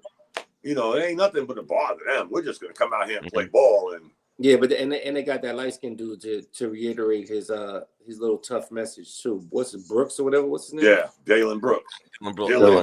They went and gave him a little money. So he could on the court with that same attitude. And that's why I thought the Knicks. I always thought the Knicks could have stole that kid. Speaking of Detroit, they should have stole that kid Stewart from Detroit. Because then we would have had a goon. We don't got no goons on our team. Stewart would have been that goon to dirty the water. But we passed on him. We kept what we have. So, yeah, we don't have those guys on our team. We had Randall. He was slapping laptops out of people's hands. Yeah, I mean, we don't have that guy. We don't have that guy. We have these, overly finessable players like Carl Anthony Towns. Butter sandwich. Soft. He's like butter. That goon in the NBA stuff is over. You got a goon on your NBA, he's gonna get suspended and won't even be playing in the playoffs. Yeah, but all of that 90s, let's have a fight in the middle, like it's hockey. That's over. I'll tell you what, you know who else plays like that, Craig? Memphis. Memphis ain't afraid to muddy the water. No. They're not going anywhere. But again, only one team is going to win the championship. So as long as they compete, they won't be in the Western Conference Finals. They're not good. It's just who's going to the conference finals in the West? I mean, OKC, Houston, Denver, and I'm missing somebody. All have a chance. It just depends on the brackets. Are you talking about Dallas? If AD is healthy, they are probably. That's what I said. I don't care what anybody says about AD. If AD is healthy, with Kyrie and the people they have on there, PJ Washington's out now. Yeah. If they get healthy, they can beat anybody in the West. They're barely hanging on, though. I think they're the 8th seed. But you're right. And that's why. If we're being objective, AD was MVP when they won with the Lakers, to be honest. I love LeBron, but he was I thought for the short haul that Dallas had won that trade. Right. But here we go with everybody was worried about AD staying healthy. And he fits in like a glove with Dallas because he kept telling the Lakers, we need size. He goes to Dallas, a team that has nothing but size. So now he can just concentrate on playing the 4, and he gets hurt his first game. And you know what, guys? I don't know if any of y'all saw that game, the numbers he put up in that first half. Yes, sir. Ooh, Lord have murdering. Murdering. But if that AD comes back, it's a problem. And Kyrie wants to win so bad, he's going to play like a real point guard. And I think that was part B+ with putting the ball back in Kyrie's hands. Right. Because he don't take the air out the ball. He'll shake the shit out of you, but he'll do it very quickly. He don't take the air out the ball like Luka. Kyrie is your Kyrie always your point guard's point guard. Kyrie always monster. Kyrie got in trouble for reposting a movie that somebody produced, somebody acted in, somebody wrote, and they blamed him. Right. Nobody talked about anybody that was in the movie. Nobody that performed in the movie. Shaq played it in the movie theater he owned, and they just took it out on Kyrie. Right. I'm glad that shit is behind everybody. And you know what? I'll tell you what. If Anthony Davis gets healthy, it's over. Going back to the conference finals. It's over. It's over. Because that depth is amazing. Ooh. Yeah. And like you guys were saying, if they're healthy, they're a problem. They got shooters too. Yeah, right. And they got bigs. They could throw 2 or 3 centers at you. For sure. And eat up. That kid Lively's hurt too, though. He's hurt too. And that's what's going to. PJ Washington hurt too. He started getting better. Right. That's what's going to hurt the Lakers. I don't care if they got Luka and LeBron. They don't have no strength. They don't have no height. They don't have no bench. They don't have no defense. They don't play defense. Yeah. They could have 2 of the best players in the league, but neither one of them. Come on. Let's be honest. LeBron's defensive days are way behind him. Luka Doncic never had defensive days, so they can't be behind him. He just don't play defense. But they don't have no size, guys. They're going to get hurt if they play Dallas, Denver, OKC, even Minnesota. I mean, not Minnesota, Memphis. These teams got size in the West. Minnesota should be better with that in the East, but not the West. Minnesota should be better, and they should have beat Dallas last year. But Minnesota should be better. Yeah. I don't know what their problem is, but they should be better. Well, now that ownership thing is behind them, now they know who the owners are going to be, and they can move on. But I just think they missed their golden hours. I don't think they'll recapture that again. Not with the team they have. And well, they matched up better against Boston than Dallas did, in my opinion. Okay. You talking about what? Who? Minnesota? Yeah, last year I thought they matched up better on paper than Dallas did. Yeah. I didn't think Dallas had a chance. But I thought they matched up good against Boston. I think they probably still would have lost, but it would have been a better series. That's just my opinion, though. I don't know. What did Dallas win? 1 game? Yeah, something like that. I don't even know how close the losses were, though. But I just felt like with all them bigs and all the rebounding and the stuff they could have did, I think they would have gave Boston more fits. I think Boston still probably would have pulled it out, but it would have been a better series. Yeah. Because they had size. Again, everybody got away from this, though it's positionless basketball. Look at the teams that are doing good, especially in the West. They all have size. In the East, it don't matter. The East don't have a lot of size, so it kind of balances itself out. So, but in the West, you got to have some. Got to have some size. Yeah. Portland about to be good next year too, but nobody want to hear that. Who? Portland. Yeah. Yeah. They got the worst luck of any NBA team ever. When they had Aldridge, Brandon Roy, and that other kid, and that kid that looked like he was 60 at Ohio State, they were unbeatable. And even Grant is still balling. Greg Oden. Yeah, Greg Oden, the old young dude. When they had I saw. I didn't mean to call him that. I forgot his name, but when they had a stat when them three players played together, they were like 23-2. There was something. Don't quote me on that stat, but it was something ridiculous. Like Brandon Roy was a monster, but they just Portland just got bad luck. But they got a good young team, and I'm telling you, Wemby with Fox and the Spurs with Fox and Wemby and a smart organization. Oh man, that kid from Connecticut looks like he's gonna be a problem too. So we got some up and coming players. They always talk about passing the torch. There's some young up and coming players. Yeah, exactly. And Wemby gets a lot of assists and hits a lot of threes and block shots and scores. And if he gets the Greek Freaks trainer, it's over. Or the Greek Freak steroids or whatever he did to get that big, it's over. Right. On that juice. All right. Sorry, R. You was getting ready to say something or move to something. Yeah. I'm gonna see. Is my man still awake? My man David, you still there, buddy? Yeah, I'm here. The clothes in the laundry, so I had to go change. Put them in the dryer. Oh, okay. I'm gonna switch to this last topic. Let's see. How about this one?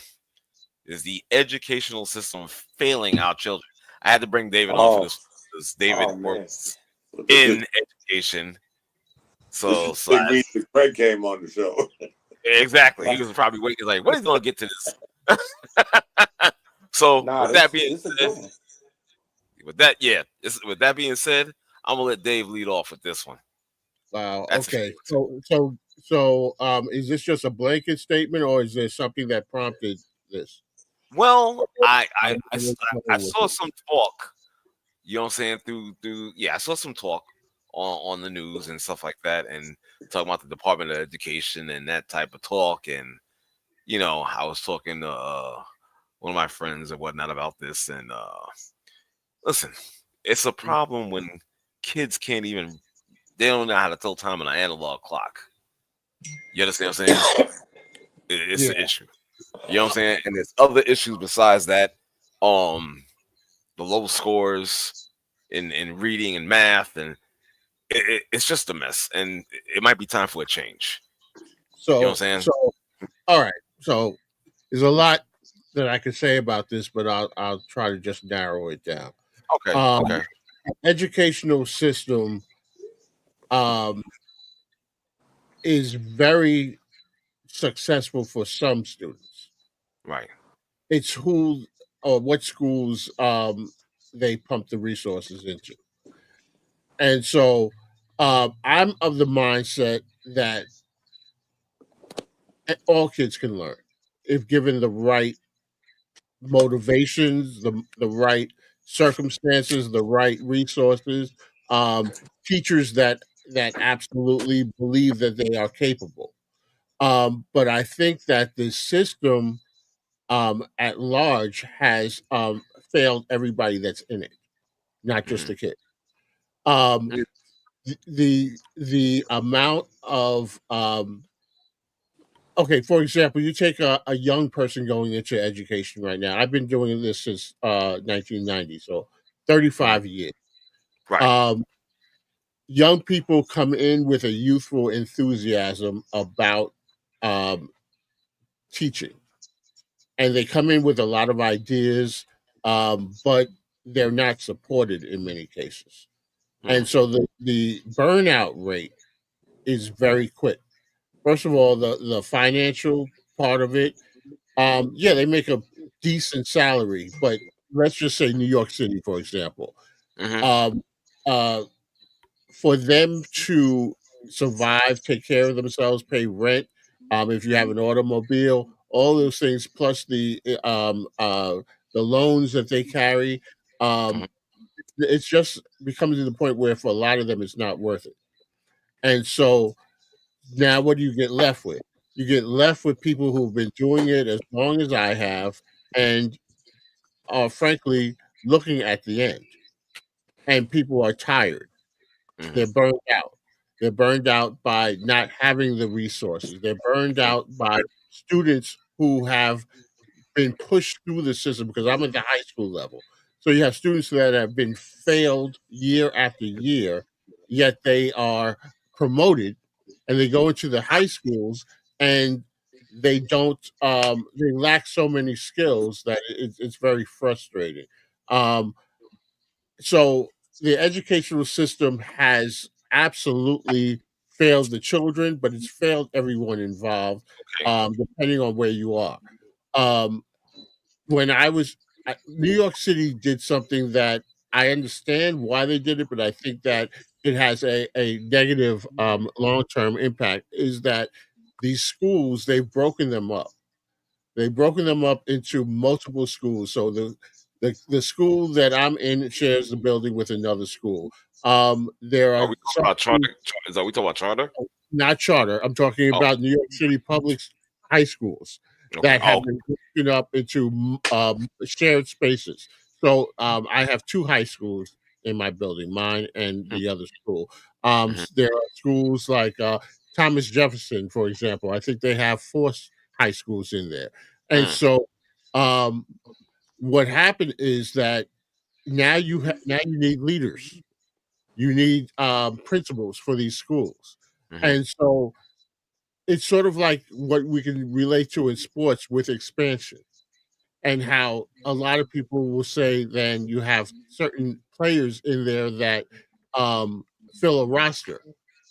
because you players, but are they really ready? And so you get a lot of young principals that lack the experience and they don't know a lot about leading and often these jobs are stepping stones.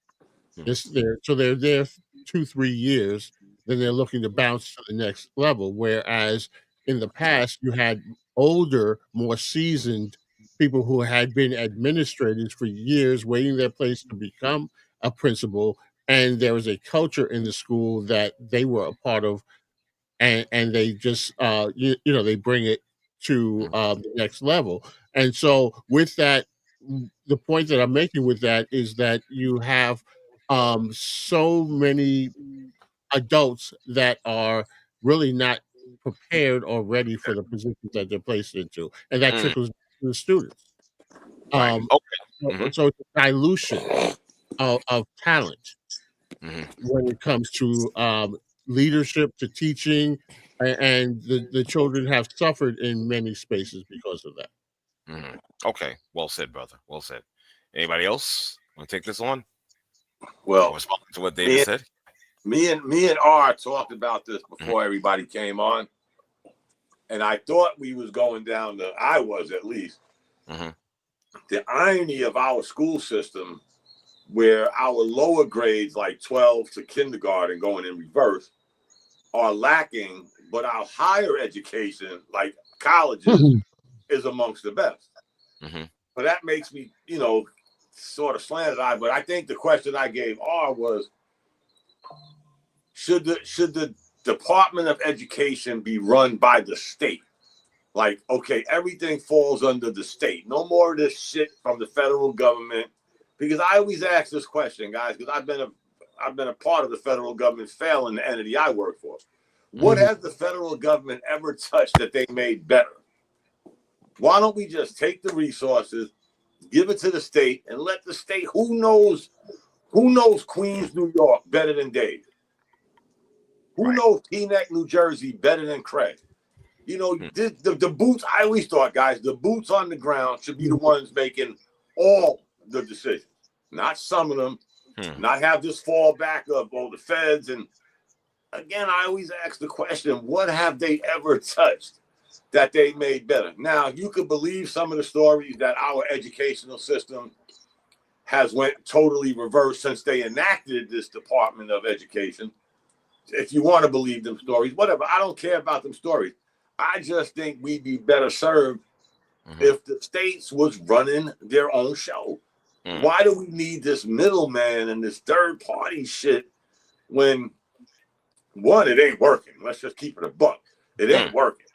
So I just think a state like New York, if they was running their own show, one, now, like you said, Dave, whether we're finding the better leaders within the school system, that's still on us as a state. We need to work this out between us, right? Let's say Dave is maybe have a board like this guy's next to whatever the case may be, but the state is determining this, and they got their hand in the whole pot. I'm telling you, man, I've never seen an example, guys. When I joined the service, we were supposed to get free healthcare for the rest of our lives. At least it was filtered down to me and my wife. Well, the Clintons couldn't enact their free healthcare. If y'all remember that, when they was pushing for that universal free healthcare, whatever.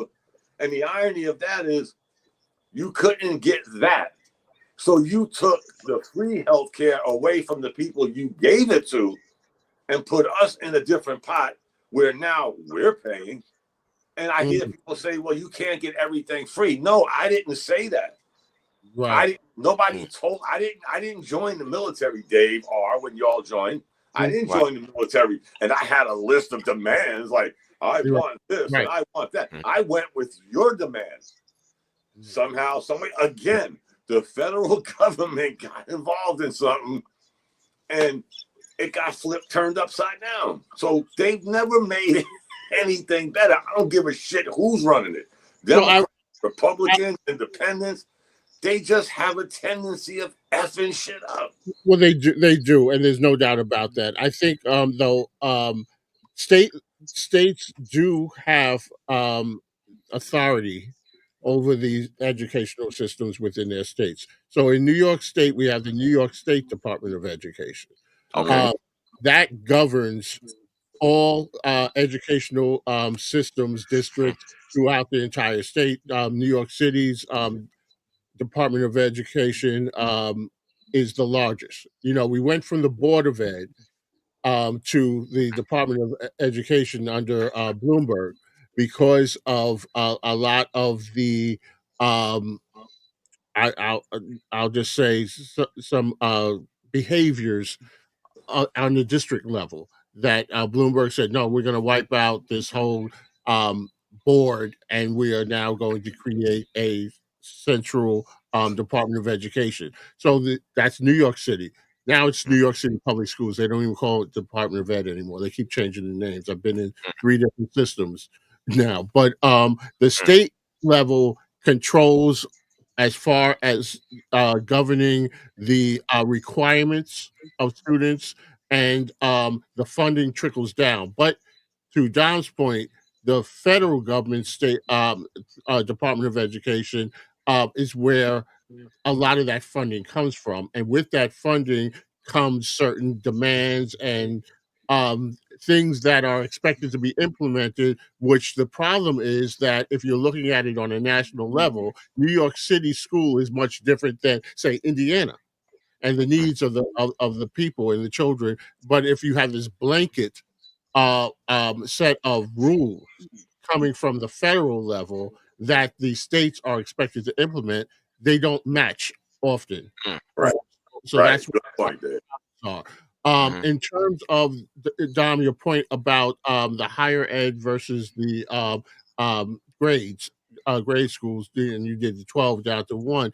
A lot of the struggles with, let's just say, New York City, the CUNY system. CUNY system at one point was free. And so we're talking about the early 1970s, a lot of the vets coming back from Vietnam took advantage of that. A lot of people got their degrees free because of that. Over time, they started to charge, and now we're up to, it's still one of the lowest tuitions across the country. But the CUNY system is also heavily dominated by foreign students. Yeah, you told me that last time, Dave. Yeah. Yeah. So what happened is that a lot of the standards that have been put in place are based on the scores that these foreign students are coming in with. So it raised the bar. And a lot of our students coming from New York City schools, they're finding themselves on the outside looking in, because those seats are being taken by the highest scoring students now. So CUNY is very competitive. And so what's happening in my school is we are an early college model school. So that means that our students are we are partnered with New York City Technical College, downtown Brooklyn. They're literally right across the street from us. So our students have certain benchmarks based on their region scores in order to participate in the program as high school students. And then once they get their diploma, we have a program that allows them a free associate's degree program. But these kids are still competing with the global, the foreign students, and many of them are not ready. And there are a lot of different reasons why our children are not successful on the higher level, but I think that it is a systemic issue that we're dealing with that has permeated throughout all levels of education, from leadership to teachers to support staff down to the students and even parents. And the idea of what the benefits of a higher education are, the value of it, I think has changed a lot, because people are putting themselves into debt and still can't afford to live in New York, can't get the higher paying jobs, the entry level. And so there are a lot of reasons why people are getting turned off by it. So I guess the short answer of it, in many ways we have failed our children, but I think the biggest way that we failed our children is the fact that there are some schools that are doing exceptional. And so it shows us that when we want to, we can do well. It is just that when you're not doing for all, and there are pockets of success and then a lot of failure, it shows you that if you really put the resources in it, we have the ability to do well. But that starts from the early grades. By the time they get to me in high school, if they haven't mastered certain skills, they're at a deficit. And we as a system have put them there. Okay. So that would be my answer to that question. Do they still have that rubber room, Dave? No, they got rid of it. But thank God. Yeah, for those that aren't familiar with it, the rubber room. If a teacher, a Board of Ed staff member was, let's say, accused of something that had them, they would have to be removed from the classroom. They would go to a location at a central office where they would just sit there. And as the process was going along, and sometimes these processes were lengthy, and so they would place them there because they couldn't be in the school building, or they couldn't be in the classroom, and they would be getting paid because the teachers union is one of the strongest unions. Yes, it is. And sometimes to the benefit of the members, but to the deficit of the students. It's definitely teachers first. in that regard, and it's very difficult. We used to joke that you would literally have to kill somebody to get terminated from the DOE, from the Board of Ed, because they were so protected. So they get their due process, and in that time they're getting paid, but they just sit in a room. They read. Well, back in the day, they used to read the newspaper, or now I guess they're on their laptop or something like that, or they're sleeping. One of my early years in the system, we had a teacher who was accused of something before I even started, but he would sleep all day in the teacher's lounge. They couldn't even give him anything to do. And then eventually, I think he got terminated. But I mean, it was almost a full year of just he would come in and he would lay on the couch. Damn. So yeah, to answer that, Dom, they got rid of that. Thank God. Yeah, but that's what the rubber room was. They say some of them people, Dave, were in the rubber room for like quite some time. Oh, absolutely. And again, like you said, they're collecting a check. Yeah, they're collecting bennies, benefit, and don't have no job. Nope. All they had to do was clock in, show up and take it out. And if my memory serves me correctly, Dave, that rubber room was in effect for quite some time. It was, and I know someone that worked in a building that housed a rubber room, and they said that place was like, in some cases, like Oz. I mean, people would fight down there. They had all kinds of yeah, because it's a place where I tell you something about the DOE. And I keep saying the DOE, but New York City Public Schools is that they act like they love you, but let something happen, let's get accused of something, right? And they will treat you like you are the worst criminal until either you're absolved of it, cleared, or you're terminated. I mean, for any little thing, and so it's this. It's a major bureaucracy, and it's a very different animal on the school side, central headquarters side of things. Wow. I heard people tenured out while they were in the rubber room. Oh yeah, like they met their quota, they getting their retirement, and they're so they would be out after a certain time. Because you still some shit. You're still earning your time. Yeah, you're still accumulating. And why take a sick day? Yeah, I mean, you go in there. So there it wasn't a place that you wanted to be, but if you were there, you were in a certain protected class for as long as you could be. Yeah, and like Doc said, sometimes it would last, a couple of years at least. So, Dave, as you working in the school, would you prefer just the Board of Ed be statewide? No federal involvement?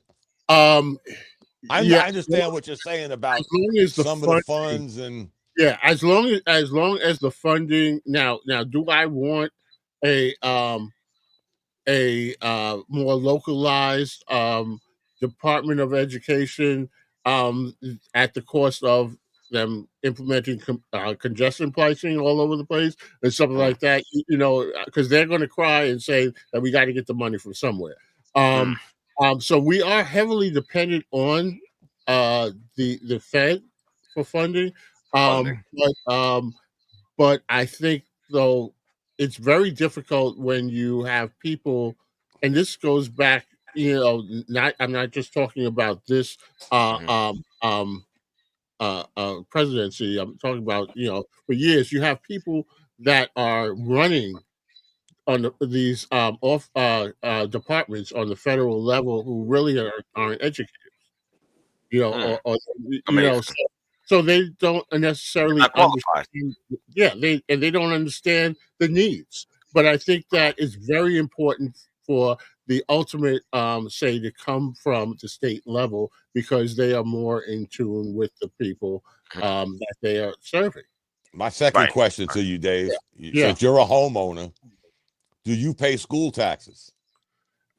That's part of it, yes. Yeah, okay. It's in New York City, it's much less than it is on Long Island. Because I find it amazing, guys, that our system here in North Carolina, their funding, their raises, their buildings are all generated through the lottery. And I can't understand how more states, and I don't know who does and who doesn't, Dave. Don't get me wrong. That's why, because like when I was in PA, the school taxes were higher than some people's mortgages. Right. Yeah. So, and I come to North Carolina and I ain't paying school tax, even though I don't have kids. It didn't matter in PA whether you had kids at school or not. You were paying that school tax. Yeah.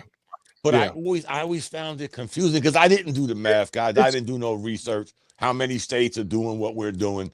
But I'll tell you what, guys, as a homeowner, not to cut you off, Dave, but as a homeowner, whenever I go to the gas station or a quick shop and I see somebody buying a lottery ticket, I almost want to give them a hug. Yeah. Yeah. Right. Yeah. Yeah. It's New York City is less dependent than other places outside of New York City. Like I said, there are townships in Long Island that heavily on the school tax. Right. Most of our funding comes outside of that. What you get in is built into your New York City tax, and that may be part of it, but it's not defined in that aspect of school tax like it is in places upstate or Long Island. Now in certain places they are paying a lot, but they definitely get a lot of those resources too, and they have more demand. I think what comes with that is that they have more power. I'm talking about the citizens, the taxpayers. They have more power to demand better quality for the and demand those resources that in New York City we kind of don't have. Well, and it's weird. And it's weird, guys. That's systematic. Not to keep this going on, but it's weird. Like here in North Carolina, like you can go. It's the South, guys. You know how the South is about football. Yeah, you can go to a high school football game, guys. Oh yeah, and the stadium looks like a stadium. I mean, full blown concession stands. You know, the whole 9 yards. The field looks immaculate. And then I keep thinking, and I ain't put $1 toward this shit. Yeah. Well, I can tell you, since you know, do you know how? Not to cut you off there. Do you know how much money? Even if we just guessed, guys, how much money the lottery generates in any state? Oh, absolutely. And I think they just raised the cost of the ticket too. Right? I think they did. I forgot. Yeah. So I haven't bought one yet. But I think they did definitely do that. Now, one of the things on this you mentioned about sports, one of the things that would frustrate me so much is that for a few years I coached girls softball, high school, and I would go out of state or even Long Island, and I would see these fields that they play on, and then I would think about we had to play. My school, this was my previous school, didn't have a field. There was a field not far away and within walking distance, but two other schools had that as their home field. So our girls had to get on a bus and travel from Fort Greene, Clinton Hill, over to Williamsburg. And that was our home field. Now, because it was our home field, we were also required to make for maintenance before. So I would have to drive over there, and my partner who coached with me, we would have to drive over there and bring all the equipment. And if it had rained, we had to clear out all the puddles. There was a parks department stationed there, and sometimes they would be nice enough to allow us to borrow their rakes and shovels. But the girls would have to go out there early, and so to fix up the field, set up everything, and the fields were crap.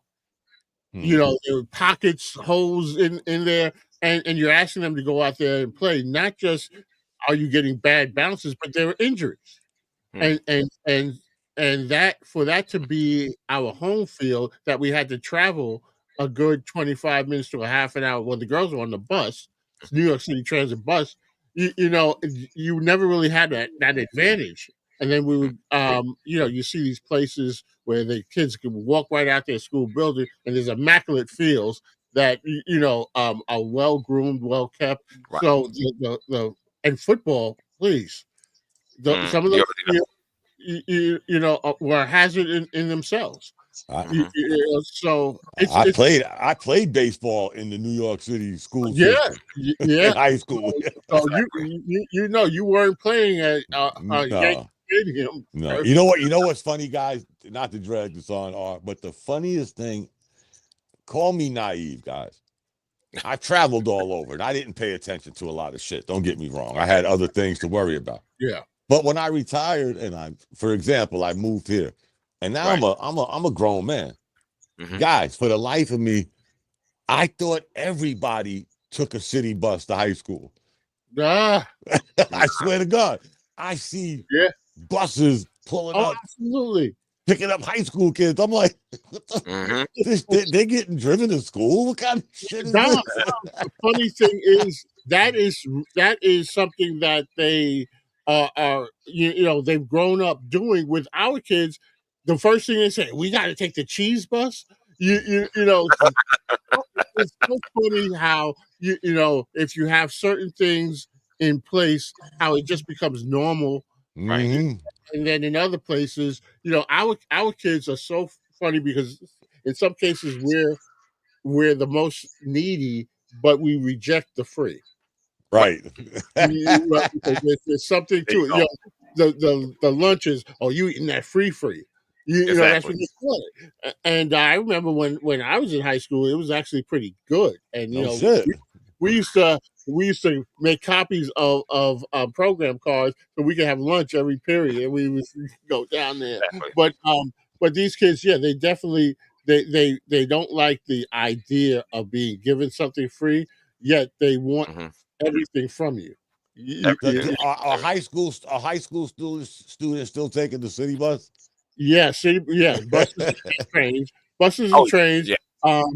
I'm downtown Brooklyn, so that is really the best way, because parents don't even want to drive them down there because it's just so crowded. Yeah. I never felt so naive-ish, if that's a word, until I saw a high school bus. Oh yeah, these kids. I first saw that in movies. And the kids would get on the bus and it would pick them up right there in the corner, and there was no shame in that because everybody did it. New York City, they don't. The only ones that take school buses on the high school level are students that have to have some kind of accommodation. Guys, not to kill this, guys, but Dave, I never in my whole life in New York City to the 12th grade took a school bus to school. Oh, I did. My 1 to 6, I was able to walk. Yeah. Which was up the hill from where I live. Not bad. Yeah. My 7th to 9th, we didn't have intermediate schools back then. We had junior high schools. Yeah, I had junior high school. Guys, we was walking. I clocked it. Years later, I went back and clocked this shit. We was walking 2.1 miles to junior high school. Oh, yeah. High school was probably the best because the city bus stopped right outside my apartment. So I was able to get on the city bus, show my bus pass, and I never rode a school bus, guys, to school. The first time I took the school bus was when I changed elementary schools. I went to a neighborhood school from 1st to 4th grade, and then I transferred. My parents transferred me to a school out in Clearview, right before the Throgs Neck Bridge over there. Hey. And so I had to take a school bus. So 5th and 6th grade, I took the school bus, and then I went to junior high school in Whitestone.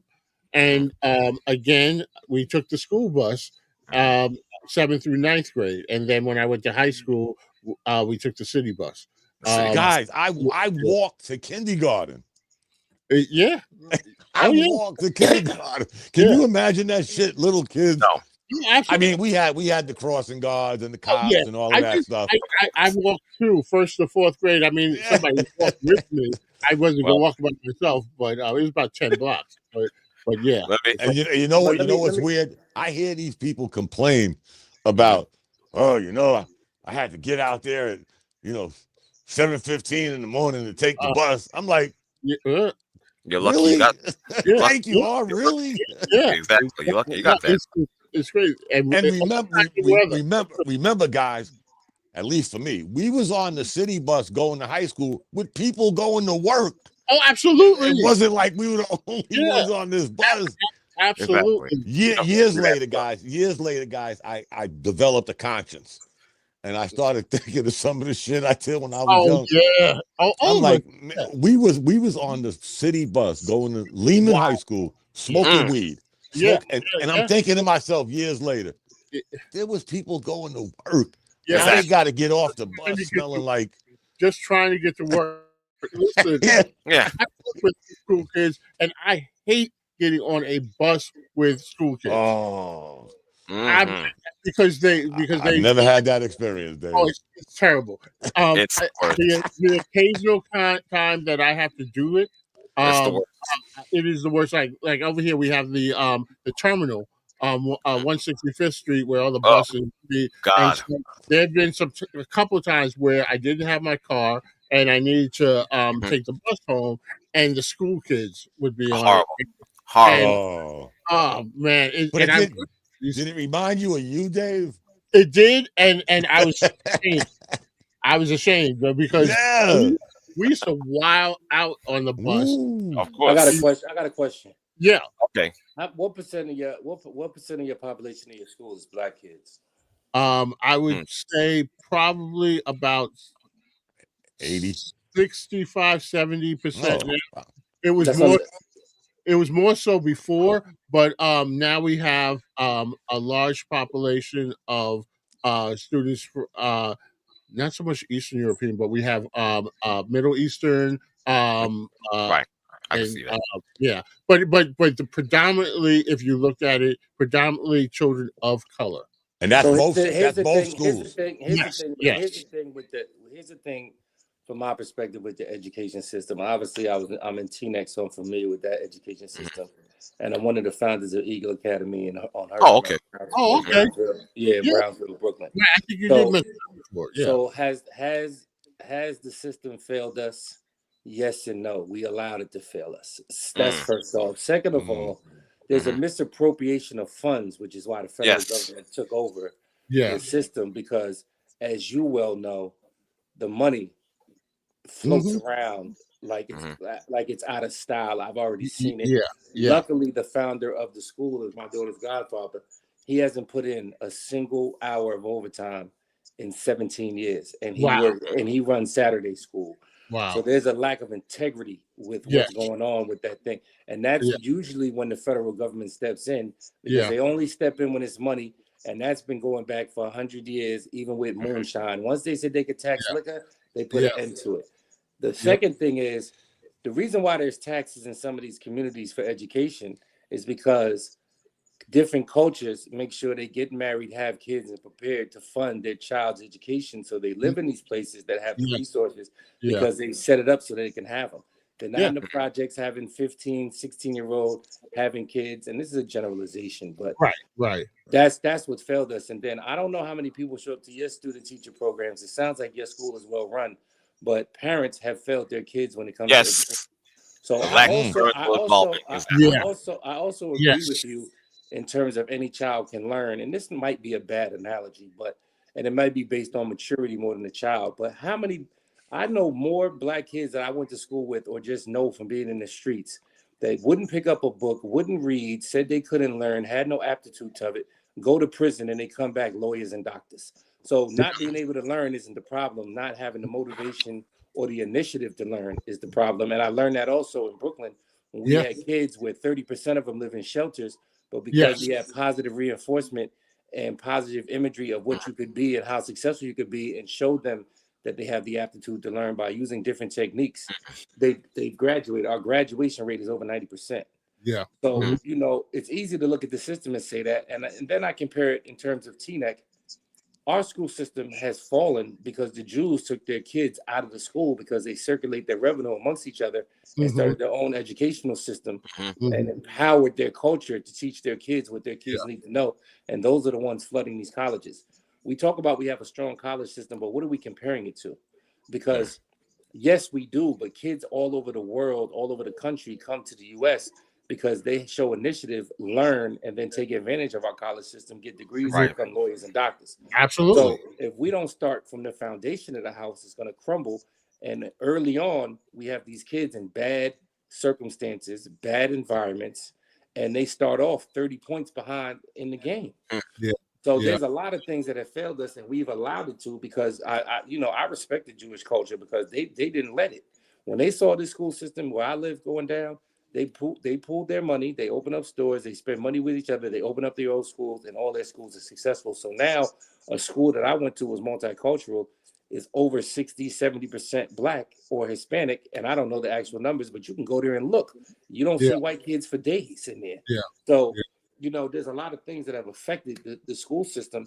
And I think that a lot of parents, if you ask them when the last time they went to a student teacher conference or checked their kids' homework, you'd be disheartened by their answers. Yeah, you would. I agree with that. Yeah, so I mean, at some point we have to empower ourselves and take control of what's going on. And unions, I don't know if everybody know how unions are started or why, but they're a detriment to what's going on. They make things almost impossible for things to get done. So once the unions infiltrated the education and school system, it was downhill from there. Yeah, and you make some excellent points. I will say, the parent piece is so important, because there are those parents that are heavily involved, but they're few and far in between. The idea, for some reason, many of our parents just avoid, especially on the high school level. They don't really participate as much as they did with when the children were younger. And there's oftentimes the attitude of, well, they'll figure it out. But our kids are competing with so many different things. Just the streets, and I think one of the I was just having this conversation with a colleague earlier today. Just the laws, the marijuana laws in New York City. They are so available to these kids. Not that they weren't available when we were in school, but just the culture that comes with that. I mean, these kids go out for lunch and they come back smelling, but you can't say anything. Right. Unless you see them doing it, you can't even accuse them. All I say to them sometimes is, if I can smell you, other people can smell you. And they just give me this, grin and so forth. But a lot of them have just given up on school, because they're not seeing themselves in either what's being taught or seeing their potential. And there are a lot of teachers that look at them and that come from outside of the communities, who don't see these kids with the same expectations. I think expectations placed on kids by adults go a long way. So if Dom, you come to my class, you're a student in my class, and I look at you and I say, I think Dom can do well, and let me introduce Dom to all kinds of things to spark his interest. And I show that interest. Dom is more than likely going to be more interested in my class, and I have higher expectations for Dom, as opposed to, say, R comes into my class and I don't have high expectations. Then many of our students will meet those expectations, or lack thereof, by the adults, and say, well, that teacher doesn't care anyway, doesn't see anything in me, and then they behave like that. And so that's one of the failures that I see. But I think you're right, Craig, about that. The parent piece is very important. I'll tell you something else that's going to ruin us. In 20 years, we're going to have the most uneducated adults ever. So my daughter's a sophomore in college at Delaware State. They have a program where you can go ask the computer the answer to the question.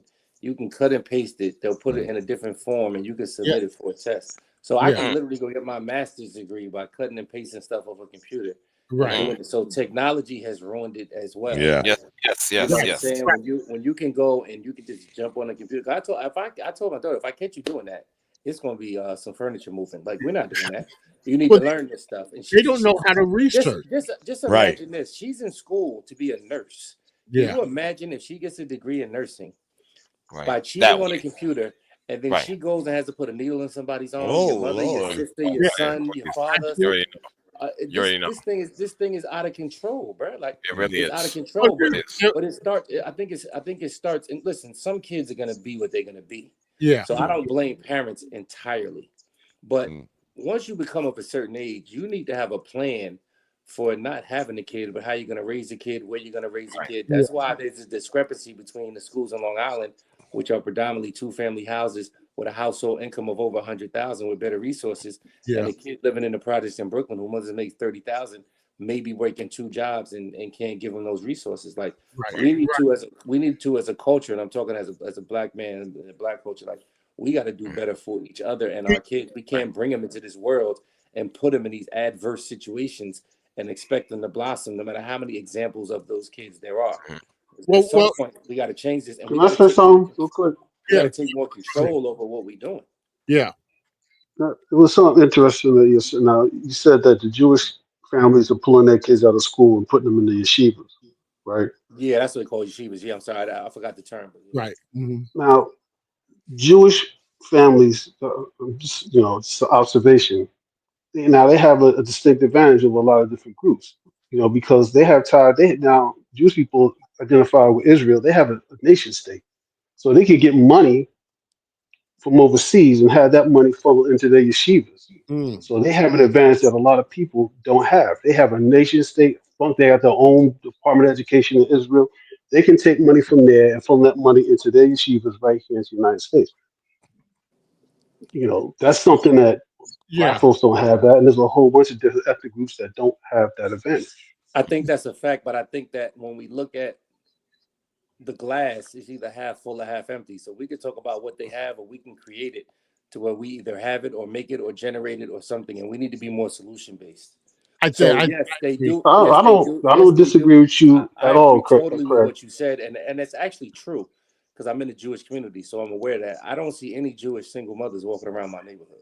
But at some point, we need to take ownership and say, like I've always said, for the last 30 years, black people need the economic revolution. We had Block Wall Street, so it can happen.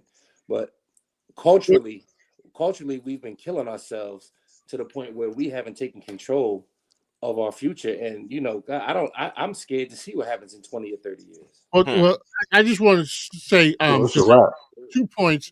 To Ronan's point, I think not just that they have the resources, but I think what Craig was alluding to, or actually saying, is that they are also they are aware. So when they see something crumbling, they pull themselves out of it and go in a different direction, because they had those same resources when they were in the public school, but they recognized they recognize that this is failing and I got to get my kids out. But the second piece of it is about the economics of things. I have students that come into and listen, not every one of them is low income. In fact, more of them are not low income. But these kids come into my building with a mortgage on their backs and on their feet, and in their it's with these devices and stuff. These kids got the latest cell phone, laptops. They've got shoes that are $1,000 in some cases. I mean, they're walking just advertisement, exactly. And so they've got the money for that, but then you say to a parent, we're having an SAT prep, and the course is $100. $100, So what do you put your money towards? Because we have access to money, clearly. Now, however you're getting it, I'm not going to say, but a lot of people have very good jobs. But it is there's also a difference be true because we have a large Caribbean population as well. Yes. So the black students that we have, some of them are African American, but many of them are Caribbean. And so there's a whole nother level of how they approach school. And because a lot of those kids, they'll fit in with the other kids, but when you meet the parent will put, belt to behind. Whereas in our community, we do less of that. Exactly. So yeah. Sorry, Dave. I agree with everything that Craig said. I agree with him 100%. He's not wrong. I agree with everything that he said. There needs to be accountability within the community. There's no, that's not, for me, that's not even up for debate. That I agree 100%. And what you're saying, Dave, you're absolutely right. You got people who, they're more concerned about materialism and not worrying about their kids, what they need to be studying and what they need to get done inside school. Because you cannot, you can't. There's no excuse if you walk into school like, well, this kid's got $300 sneakers on, and this, and that. Exactly. But you're not going to invest in SAT prep. Right. That's ridiculous. Let me stop you guys right there. Yeah. We're gonna do a part 2 on this. I was getting ready to say, our thought we were gonna only be on for an hour and a half. Listen, I see that. That's not gonna happen. No. But it's been a wonderful. Yeah. Like I said, I'm gonna definitely do a part 2 with this, and we're gonna address some stuff like the outdated curriculum, inadequate funding, that type of stuff. The disparities in access to quality education based on social economic status. Yeah, we're gonna get into all that. You know what I'm saying? So, well, I'll just give you something so that you have for the next one is we can talk about the business of education too, and how many have profited off of our children's failures and these programs that they come up with that fill their pockets. My school spent a lot of money on tutors, and all the children failed, but the people got paid. So we, that's another. Just remember the business education as well. We can get into that as well, Dave. So David, Dom, Shamik, Craig, my man Reggie, Ronan, thank you guys for joining me as always. All right, I appreciate you guys, and I wish you a wonderful evening and the rest a beautiful weekend coming up. All right. All right, you too, brother. All right. See y'all later. All right, fellas. All right.